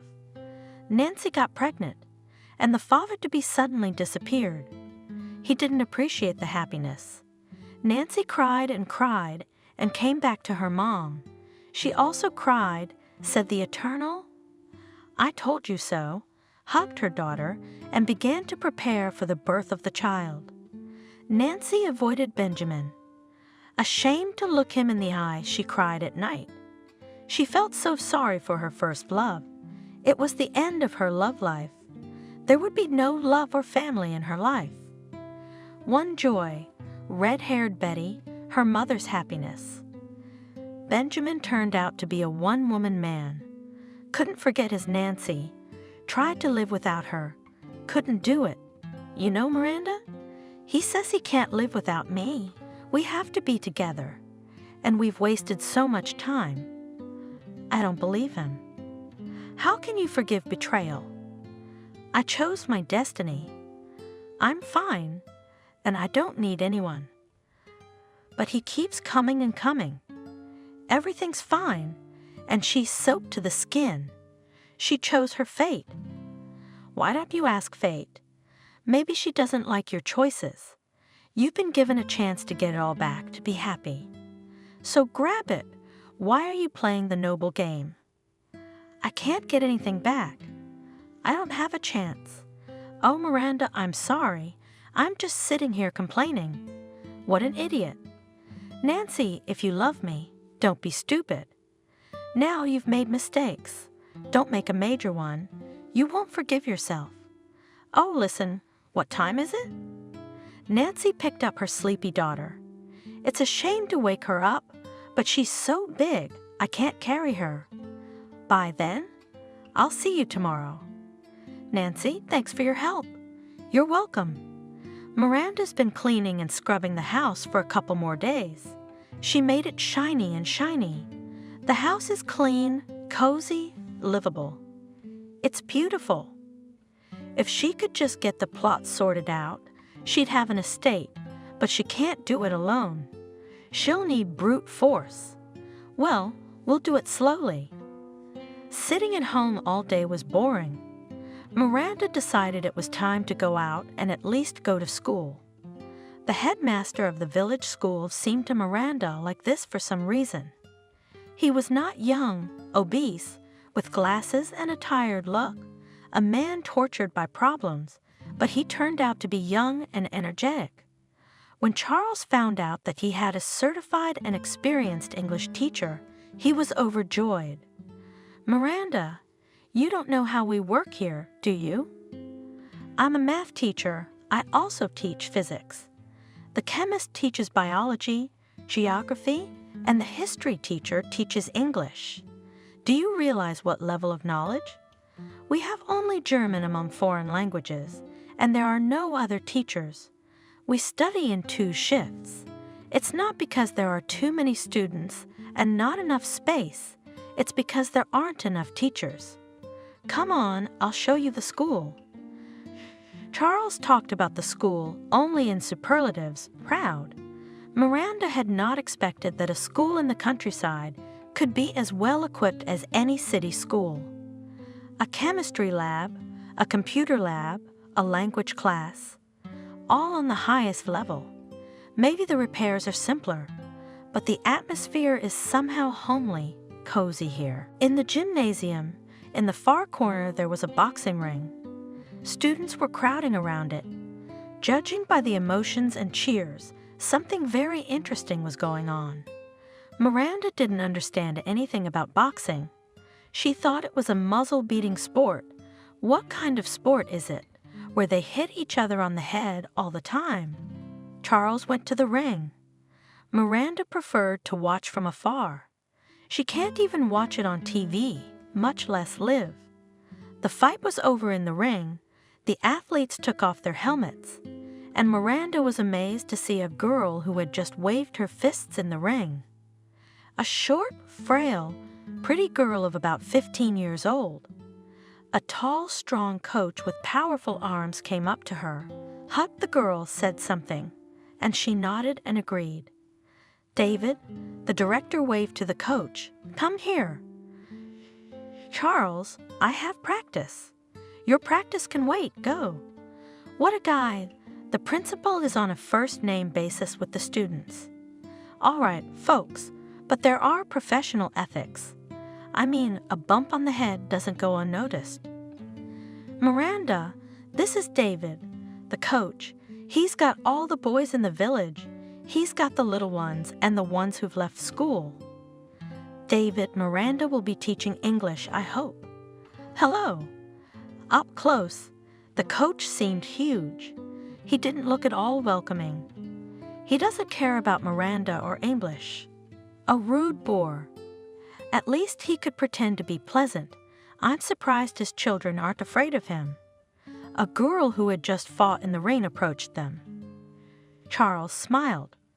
This Kelly, our pride, is district champion and overall medalist. Daddy says she's very capable. She belongs in a big sport. That's my daughter, says David.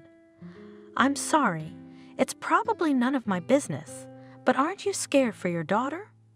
It's not a woman's sport, is it? Yeah, it's none of your business.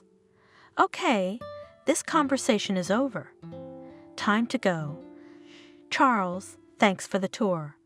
I'll bring my papers tomorrow. Goodbye. Miranda went to the exit of the hall. She heard the principal quietly reprimanding David. Are you crazy? Why are you being rude? You horny bear. You don't take offense at Daddy. Kelly caught up with Miranda. You've gone wild with your boxers. You've forgotten how to talk to women. How'd you get settled in here? Would you like some help?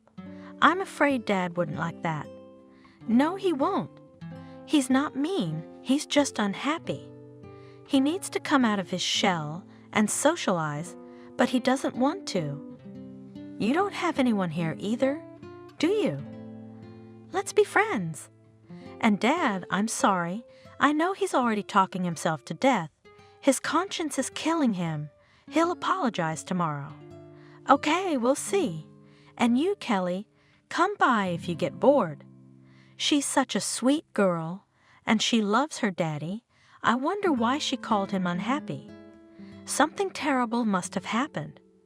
If a person is so closed in himself, separated from everyone, ostentatious indifference, and deliberate rudeness. Miranda liked the school, the principal. She decided that she would be comfortable in her new place of work. One unpleasant person does not make the weather. She is not interested in boxing. So the trainer can be ignored, communication minimized. She is starting a new life, excitement about the imminent changes. No one can bring her down from her joyful mood, not even such an unpleasant person as David. Miranda caught herself thinking that whatever she was thinking about that boorish coach. That was just the thing. What did she care about him? Miranda brought her diploma and employment history to school, wrote an application, and was hired to Charles' outright glee. Too bad it's the end of the school year, but from September everything will go according to plan. And now there is time to evaluate the equipment of the classroom, to add something, to correct, to prepare the curriculum. I had a lot of enthusiasm, and I stayed at home. Kelly often came to the office, chatting, helping, although Miranda promised not to communicate with David, but we had to see each other. He looked for Kelly after training and often found her in the English room. By the way, for the introduction scene, he apologized, as Kelly said he would. The communication was very concise. Hello, goodbye, how are you? Miranda finally got to work on the plot. It took a long time to gather her courage, telling herself that it was no big deal, that other people could handle it. In full uniform gloves, galoshes with a shovel and hacksaw, went to war on the thickets of cherry trees, up to 1/2 meter high, dug out a little more in no way. They have roots to the center of the earth, or what? Grow. Something dug out, something long and hard sawed. I got tired, sat under the apple tree, upset. There's enough for the whole summer. Kelly found her so tired and frustrated. Miranda, you can't do this alone. You're going to need heavy power. I'll tell my dad. He'll help you. No, that's not a good idea. It's not a bad idea. It's vacation time. School kids don't go to practice. Only adults, and that's 3 times a week. He cooked borscht yesterday. He'll start embroidering cross-stitch soon. It's better to use his bowgator strength for the intended purpose, and it will be more useful. The next day David came. Miranda felt so embarrassed. He would think she was the kind of woman who looked for an excuse to lure him to a house in the country. Every single woman has tried that. She says something like, I don't need anything. I didn't ask. I can manage on my own. She thought David grinned. Oh, he shouldn't have. The awkwardness was gone. The anger was gone. He'd be grinning. You're only needed here as a tractor. Miranda lifted her chin and with a royal gesture pointed. The shovel is over there. At first Miranda could see David from the window, and she pretended that she was not interested in what he was doing there. But she tried to peep discreetly. No sympathy for this man with a nasty temper, of course, no. But it was impossible to say that he was not handsome. Then David moved to another corner. You couldn't see him from the window. Miranda bent as far as she could. No, I couldn't see him. After 3 hours, Miranda thought she was being indecent. She hired a slave and didn't even offer water. She took a bottle, went behind the house, and was stunned. No thickets, 5 gorgeous cherry trees, and some bushes along the fence. Just a delight. David was tired and asked for water to wash his face. Miranda brought a bucket of water. David took off his shirt and splashed in the bucket. Miranda didn't look, but her eyes somehow squinted in that direction. Nancy came through the wicket. Dan, what bad timing. Whoa. Nancy whispered. What's this about mating games? It's the season. Nancy, what are you talking about? Kelly sent it, and she has a dream and an idea for us to be friends. She's worried sick about Daddy. I'd be worried too if I were you. Daddy's good. He's not good enough to be your girlfriend. I am, but he's not. And tell Kelly that you can't be friends with him. He's not fit for friendship, only for love. Nancy, stop messing with me. What are you doing here? If you're visiting, shall we go inside? No, Miranda, I'm not visiting. I'm here to formally invite you to the wedding. Oh, really? You're such a rule breaker. You've made up your mind. Stop wasting time. We're getting married in a month. Of course, I could have brought the invitation later, but I'm so excited. I wanted to share it with someone. David, are you listening? I'm inviting you to the wedding. Nancy, why him? Miranda whispered so David wouldn't hear. You don't know him at all, do you? It's a whim of mine. I invite whoever I want. Well, I'm off. The groom's waiting. Nancy left. David sat on the porch, and Miranda didn't know what to do next. She was grateful, of course. She should probably invite him to dinner. She imagined this lunch, sitting across from each other, chewing and silent. It's perfect. It's like a romantic date. If she doesn't think of something now, he'll leave. Isn't that what she wanted? And now you're looking for a reason to stall. That you liked him or Nancy's example inspired you. You want to get married? Yes, I liked him, that's for sure. Not everyone would go to a woman who shows her disdain as much as she can to dig cherries. And then he's so cute. Miranda hadn't thought of what to say yet.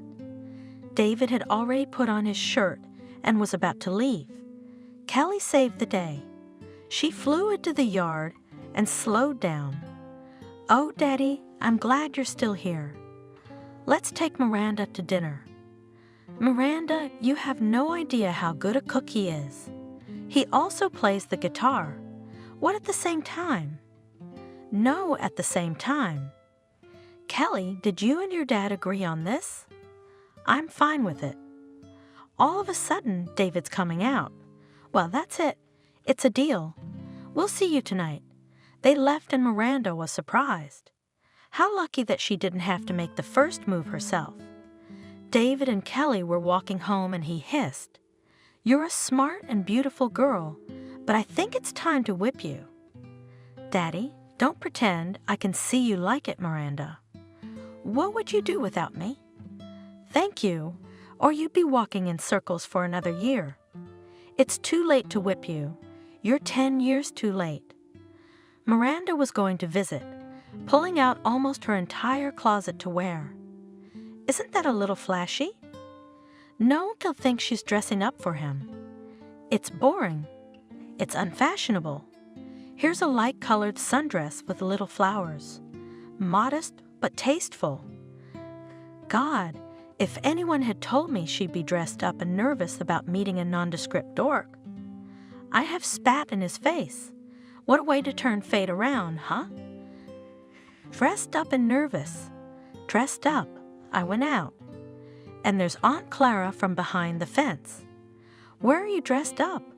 You can't go anywhere in this village without supervision." "What do you care?" "Good man, get your hands right. What's the matter? Everybody knows, and she hasn't gotten there yet. The village knows they've got David. They're counting when to get married. Impossible people. It's understandable that we're bored and want colorful events, but not to such an extent. Although let them think, maybe it will come in handy." Dinner was beyond praise. I couldn't believe David made it. "Well, how could I not? There's no restaurants around here. You can't order in." Kelly was radiant, talking only about her daddy, how wonderful he was, and what a sports career he had made. The girl really wanted her daddy to be happy. She remembered Mom, remembered what love was like, but Mom was gone. She couldn't allow her daddy to live a lonely and uninhabited life. She liked Miranda very much, and as she noticed, Miranda looked at Daddy with interest. Kelly set herself a goal. We have to get them together. And if the child is up to something, the parents are powerless. David and Miranda had another fight. Everything was fine, talking, joking. It turned out that David is not a bore at all, but a very pleasant person.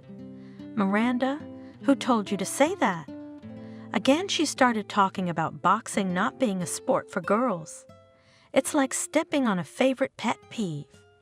For so many years David nurtured in his daughter's fighting qualities, almost brought up a champion, and now some city bimbo, a teacher who knows nothing about professional sports, says that his daughter should give up boxing. Yes, she doesn't embroider cross-stitch, but she can stand up for herself. If someone hurts you, you will cry, but she will fight back. She'll grow up to be a strong athlete. I guess it's my ambition, but I want my daughter to be a champion. If you had kids, you'd understand. It didn't hurt. He doesn't know anything, but it hurt. I finally liked a man, but it's like they're from different universes. They can't understand each other. Miranda was walking home. Kelly followed her. Kelly, go home. I'm sorry I hurt your daddy again. There's something I want to tell you. I think it's time. David and Emily were a nationally known couple. He's the American champion. Brutal, macho, virile, strong. She's a slim and delicate model whose pictures were everywhere on posters, on TV, on the internet. Emily gave up her career as soon as she found out she was pregnant. No doubt she didn't need all that show business. A house, a husband, and a baby. Nothing more. Kelly's birth was awaited with trepidation. The name was chosen long and carefully, but they did not agree. Emily wanted to name her daughter Camille. She loved the name so much, David insisted on Kelly. When Kelly was born, the parents thought it was a miracle. It was useless to say that they were not the first, they were not the last.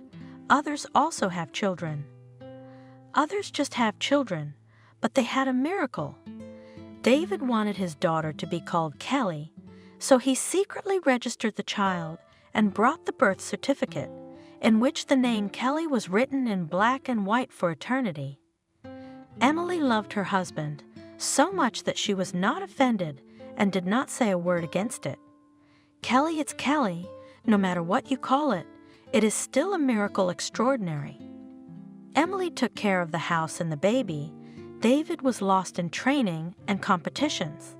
He was an American champion 3 times and was going to the World Championships.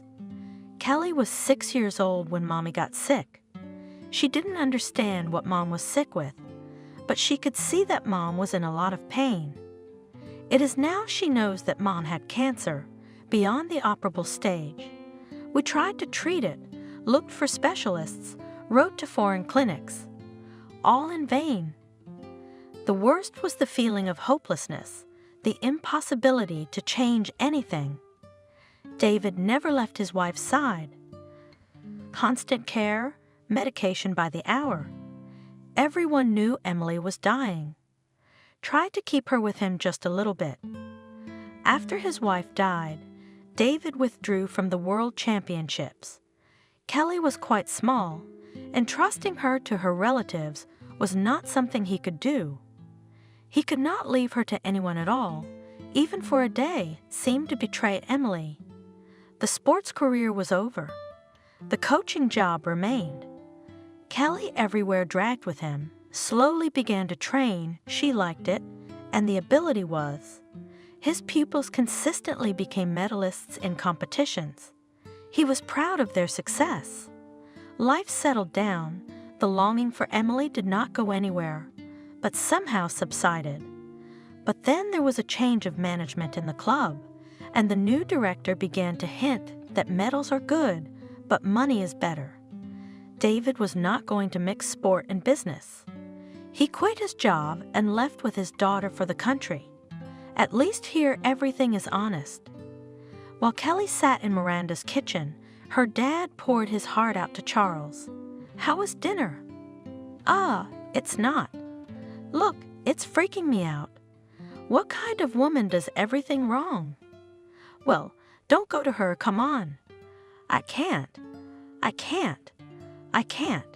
She's as annoying as I like." "Then conquer." That's the kind of pithy man talk. Miranda was already timid in front of David, and after what Kelly said, she felt like a complete fool who, knowing nothing about a man, managed to judge. And what's worse than judging? How many times Miranda scolded herself for her language. Miranda tried to see David less often. It wasn't her fault, but it was scary to look him in the eye. But he'd come by, clean the lot, fix the house. Of course we'd see each other.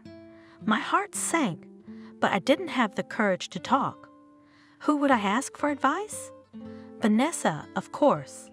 It's been a long time since we've gossiped. It's about time. I spilled everything. I didn't hide anything. Vanessa didn't understand what the problem was. Any competitors? Any interested parties? No competitors. You don't like it. I like it too much. My friend, I don't understand you. You went to a remote village. You ran into a prince. What's wrong? The prince's horse is dead, and he can't get there on foot. Do I have to propose myself? No, wait, not yet. I'll come back in a couple weeks. We'll figure out what to do, Charles said Conker. How? The whole plot's been dug up, the fence repaired, the taps and locks are fine. What else is there? And the answer is silence. Everything is decent, polite, and indifferent. It's useless to consult with Charles. He's already openly mocking. David is pouring out his soul to him, and he is looking slyly with the devils jumping in his eyes, and it is obvious that he can hardly contain himself not to laugh at the top of his voice. Charles, do you think it's funny? I'm turning myself inside out in front of him, and he's laughing. Yeah, it's funny. Sitting there, big guy, mumbling, can't tell a woman he likes how he feels. Of course it's funny to you. You got a wife, kids. I want a wife too, by the way. And not just any kind, but a very specific one. You're a Charles, of course, and I'm a boxer. If you laugh now, you risk getting punched in the nose. My friend David, when was the last time you climbed into a woman's window? What's windows got to do with it? It's time to climb. It's not about the windows, it's about the woman. Okay, you're the thin, ironic one. I'm the fat, straightforward one, probably stupid too. I don't understand your parable about the windows. Are you saying I won't fit through? I'm implying that romance is the way to go. Of course you shouldn't go through a window. The result is either a night in the police or a black eye from a frying pan. Flowers to give to in our realities is not an option. What are you there to bring her a daisy or roses, Aunt Clara? There's no movie theaters or restaurants. Look, I never realized we were so bad at romance. We talked a little more about romance, but nothing came up. Charles' wife, Molly, has been listening to the men talk for years. God, how primitive are they? Good that God first created them, and then, looking at his creation, decided to improve and got a woman. When I realized that the men had reached an impasse, I decided to intervene. What flowers? You also invite him to a dance at the club. Let the kids laugh. Buy a ring and go to propose, and if she says no, of course she'll say no. It would be strange if she said yes. Who gets married so suddenly? But she'll think about it, start evaluating the pros and cons. What does that mean? That you, David, will always be on her mind. She can't think of anything else but you. Isn't that what you want? Molly, do you think this is gonna work? It worked for Charles. If it worked, we should go for it. While David was devising a plan to win Miranda over, she had an unexpected visitor. Ethan arrived. Miranda was overjoyed. A family man, Mason's son. A reminder of past happiness. Ethan had come for a specific purpose, to persuade Miranda to return to town. He couldn't shake the guilt. Realized Miranda was in this hellhole because of his mother. Miranda, I've put the apartment up for sale. Half of it is yours. Obviously you can't get the same one, but you're going back to the city. I would never claim my dad's apartment. We've got our own, but Mom's got her heart set on the place. Why are you the centerpiece? I know she can't get back at Dad anymore, so she's taking it out on you. Ethan, why sell? She was going to live there. Didn't she even start renovating it? She started it and she finished it. Her goal was to torment you, and you just left. You ruined her fun. And without you, she doesn't need the apartment. Ethan, I'm not going back to the city. Maybe someday, but not now. You and me, we'll take a walk in the country, you'll understand. It's not a shithole at all. Look, what house? Have you seen the plot? I could use the money from the sale of the apartment. I really want a bathhouse. Ethan, I'm so happy to see you. How did you find me? Vanessa cracked. I can't say, but I thought there was another husband on the way. You bastard, she didn't even give me a hint. Ethan, are you coming over for a couple days, or are you staying with me? Miranda, Dad wants to know if you're coming over for dinner. Kelly was at the door. You have a visitor. I'll go tell her it's dinner for 4. Kelly ran out. Miranda, I think I'll stay over. Yeah, you can stay, sure. But this girl's the neighborhood boxing champion, so be careful. The village has long since realized where this is going. Only these young people can't make up their minds. What can you take from them, city folk? All those who had David in their sights realized they were out of luck, so they crawled away nobly. Of course, I wanted to make a scene. She came here and stole the only decent man, but what's the use?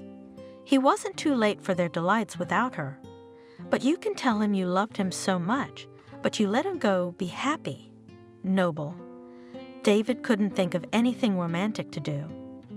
Everything seemed fine without romance. Ethan's arrival made socializing almost a family affair. Lunches and dinners together. Conversations over tea until almost midnight. Ethan didn't want to leave Kelly, and David was only too happy to do so. Charles and Molly, pushing David. Don't be silent. She may not love you yet, but she's definitely interested. If you don't ask, you won't know. And Miranda had a visitor again. And what a guest. Vanessa is here. Vanessa didn't just come to visit on a rescue mission. She came to help her friend. She's missing.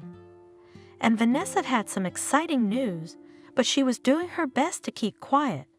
We'd have to help the girlfriend first. Show the prince without the horse. We'll see who we need more, the prince or the horse. After the first dinner together, I decided that the prince was more important. Miranda, he can't take his eyes off you. He's a gorgeous man. I'm not talking about looks. There's nothing to talk about. He's so monumental in the sense of character. Miranda, take a good look. You'll never meet another like him. You know what I'm saying. But for some reason you're stubborn. I'm not stubborn, he's slowing down. Well, it's okay, we'll push. Vanessa, why don't you say something? Ethan said you're getting married. Come on, tell me. Yes, Vanessa was really getting married and assured that there were no mercantile interests in this marriage. Knowing her friend Miranda, I doubted that very much. The fact that she was introduced to her future husband by her ex-husband suggested certain thoughts. If it was the first husband, either an artist or a poet, you could believe that money is out of the question, pure love. But Vanessa's fate was decided by her second husband. There were no people in his entourage who believed in unselfish love. He invited Vanessa to some pathos reception. She didn't refuse. Who would refuse to go out with the powers that be? There Vanessa picked up a handsome young businessman who happened to be single. Now Vanessa did everything to change the man's status to married. Vanessa, besides single, do you know anything about him? Young, handsome, rich. What else is there to know? Well, he's not that young, but do you know he's rich? Or did someone tell you? He's a businessman, so he has money. Anyway, we know for sure he's handsome. Listen, you're a smart woman, and you're not poor, by the way. Did you ever think that you're someone's prey? You can't even tell me what your businessman's business is. Never told me what? Why didn't you ask?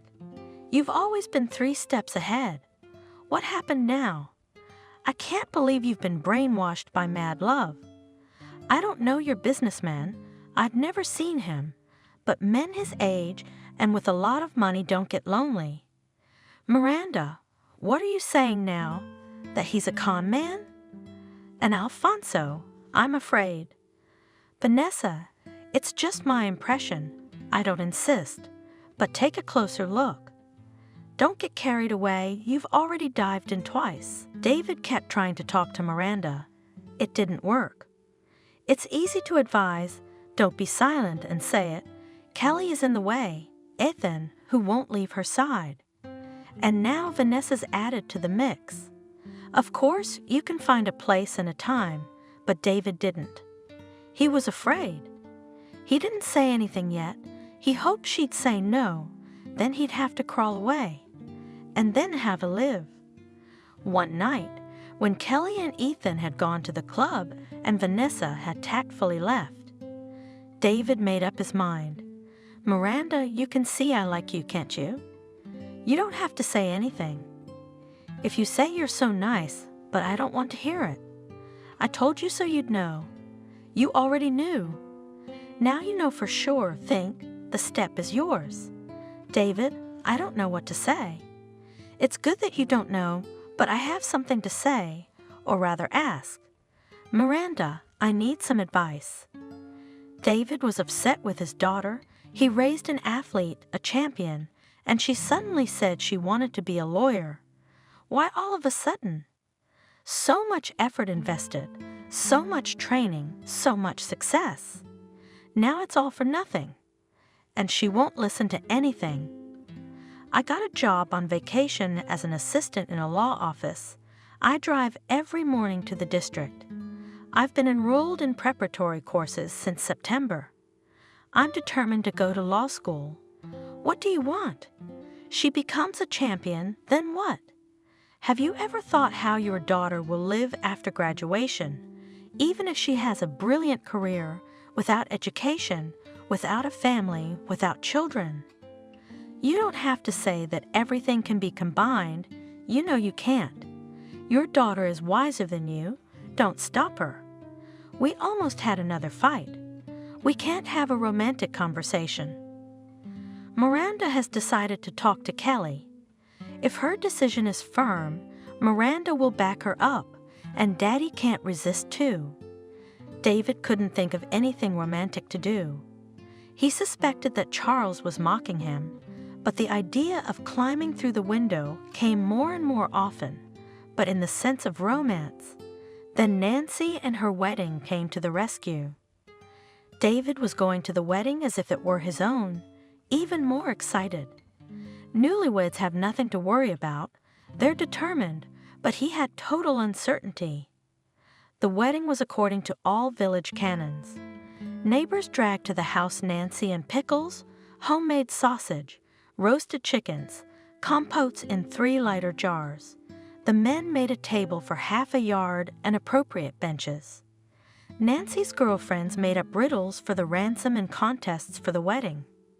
Miranda was invited, but when she saw the ridiculous, almost over-the-top tasks for the groom, she declined. Wow, so how do you guys do things in the city? We have the internet. We can see, but we don't pout our lips or any other body parts, and we don't change sex. That's embarrassing, and we're just having fun. The wedding was epochal, one village on the bride's side, another on the groom's side. The bride had the tougher village, and the groom had the tougher men. There was no fight. Now the saying, "what wedding without a fight," is irrelevant. The bride was beaming with happiness. The groom shone like a copper basin. Betty lived up to her nickname, Monkey. She grabbed her mom by the hem of her beaufant dress or hung on Benjamin. Contests, jokes, toasts, songs, dances. The people had fun from the heart. Not often in the village happen events of this scale. Now there will be enough talk for a month. They'll be recounting who did what, who said what.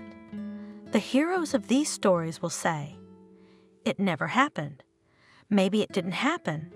It doesn't matter. In the annals of the village has already been written, and with each retelling will be added new colorful details. They say that if the guests sing a lot at a wedding, The life of the young people will be cheerful and happy. If it works, Nancy and Benjamin will be the happiest people on Miranda, and they'll be laughing all the time. The accordion player, Kevin, played all evening with a break for a drink. The people demanded songs. They sang the most heartfelt ones. Because Kevin did not have time to snack, in 3 hours we were left without accordion. The young people rejoiced they could finally turn on some normal music. They, of course, turned on, but after 10 minutes parents demanded to turn off this nonsense and turn on something soulful that for them soulful guys did not know, so they turned on Disco 80s. They got it right. Even those who had never gotten out of a chair went dancing. David walked up to Miranda, extended his hand. Miranda put her hand on David's shoulder. They danced. David thought, this is it. Romance. Miranda's heart sank. She wanted to say her love, but it seemed like a man should be the first to say it. He didn't talk about love, but he said he'd take a step after her. No, I can't take that step. Why don't you say something, you big guy with no sense? The wedding was in full swing, singing and dancing, and Miranda suddenly remembered her and Mason's wedding. She remembered it without longing, without hopelessness, with sadness, sorrow, and gratitude. For the first time since Mason's death, thinking of him was just a bright memory. But the tears did come so as not to ruin people's holiday. Miranda got up from the table, walked out of the courtyard, and walked towards the river. She didn't want to part with her thoughts about Mason. The stinging sadness was no longer painful. Miranda felt like Mason was letting her go. She said to move on, be happy. Don't rush back to me, I'll wait. David went after Miranda, but Vanessa stopped him. Don't. Let her be alone. She's saying goodbye to her past. Don't interfere. David didn't let her go, but followed her. She understood. Miranda won't go back to the city. This is her destiny. She's a little stubborn, but she's not going anywhere from this man who's not much of a talker, so reliable. Oh, why can't she have any luck? It's always some fake prince. She wants love so badly. I guess to be loved, you have to love yourself. Fate is like a boomerang. It gives you what you put into the world. Miranda knows how to love, but she keeps calculating and guessing. I guess she miscalculated. Well, we're young and beautiful. We'll have time for that. Vanessa found Miranda. She was sitting on the bank, looking at the slow river, sat down next to her and hugged her. Don't be sad, my friend. Tell me, are you going to come back? Not right now. The school year has just started, and I can't leave everything. It's a bit scary, of course, how I'll live here in winter. But the others live. They won't let me go. Of course they won't, especially one of them, the big one. Vanessa laughed. It's so funny to look at you, just a beauty and a monster. The beast is very handsome, though, and he keeps his eyes on you. Miranda, what more do you want? You can't get Mason back, and David loves you. Why do you get such great men? Why am I any worse? You're a little hasty with the getting. Vanessa, what am I supposed to do? I like David. Kelly wants to get her daddy settled. She's doing everything she can to push him. Ethan's here for 2 days, but he's been here for 2 weeks. It makes sense. Kelly likes him, but I don't understand. Vanessa, I can't tell him I love him myself. He's healthy, strong. He's not afraid of anyone but me. Nothing, you'll get through the winter, and then we'll see. I'll go home tomorrow. I came to save you, but I don't seem to have anyone to save you from. I'm going to deal with my businessmen and my ex-husband at the same time. What a bastard, taking revenge by planting a con man. Well, I'm going to get out of your way. There's a David standing behind the bushes. It's getting dark. A huge moon hung in the still bright sky. The river was murmuring. One could hear the wedding singing, smelling of hay, flowers, and water. "It's good here." David came over. "Shall I sit with you?" "Of course, David. I know it's none of my business, but why didn't you get married again?" "It's hard to be alone with a baby." "No, it's not. It would have been worse without Kelly. She saved me. I didn't get married because I was waiting for you." "Miranda, why don't you stop beating around the bush? You see how I feel about you. If you can't see it, ask the village. They saw it all long ago. They sat side by side and looked at the river. Each of them was thinking about something else." David glanced at Miranda, though he wanted to look at her without stopping. He thought that fate had given him a chance to be happy again, had sent him this woman. But he can't decide to accept this gift. Fate might take offense. Why not just hug her, kiss her, tell her how much he loves her? On Molly's advice, he even bought a ring. Maybe it's silly, but if you don't have any ideas of your own, someone else's will do. Miranda thought about how you can't step into the same river twice. She was already happy. And the way she loved Mason, she couldn't love him anymore. And you don't have to do it the same way. You have to do it differently, with the experience of troubles and mistakes. Vanessa's right. She's really lucky to have the best men. Fate has kept her from making mistakes. They say fate chooses. No, it doesn't. It gives you a chance not to make a mistake. Miranda didn't make a mistake. She won't forget Mason. Just like David will never forget his wife. They even share the same fate, the same grief. Then happiness must be shared. It should be. But if David keeps quiet, that shared happiness may never happen. "Come on, David, say something." David didn't say something. David did. He hugged Miranda, kissed her, and pulled a ring box out of his pocket. "Miranda, will you marry me?" Miranda was confused. There was such a look of bewilderment on her face that David laughed. It was exactly the reaction I had expected. That's what Molly said. "Molly who?" "Charles. She said you'd say no. But you think about it. Or not say no. I know it's the height of levity to think you'll say yes right away, but will you take the ring? You'll look at it and think of me. You will, won't you?" "About what?" "Who, me?" Miranda smiled enigmatically and clung to David, thinking to herself that she was already thinking about him.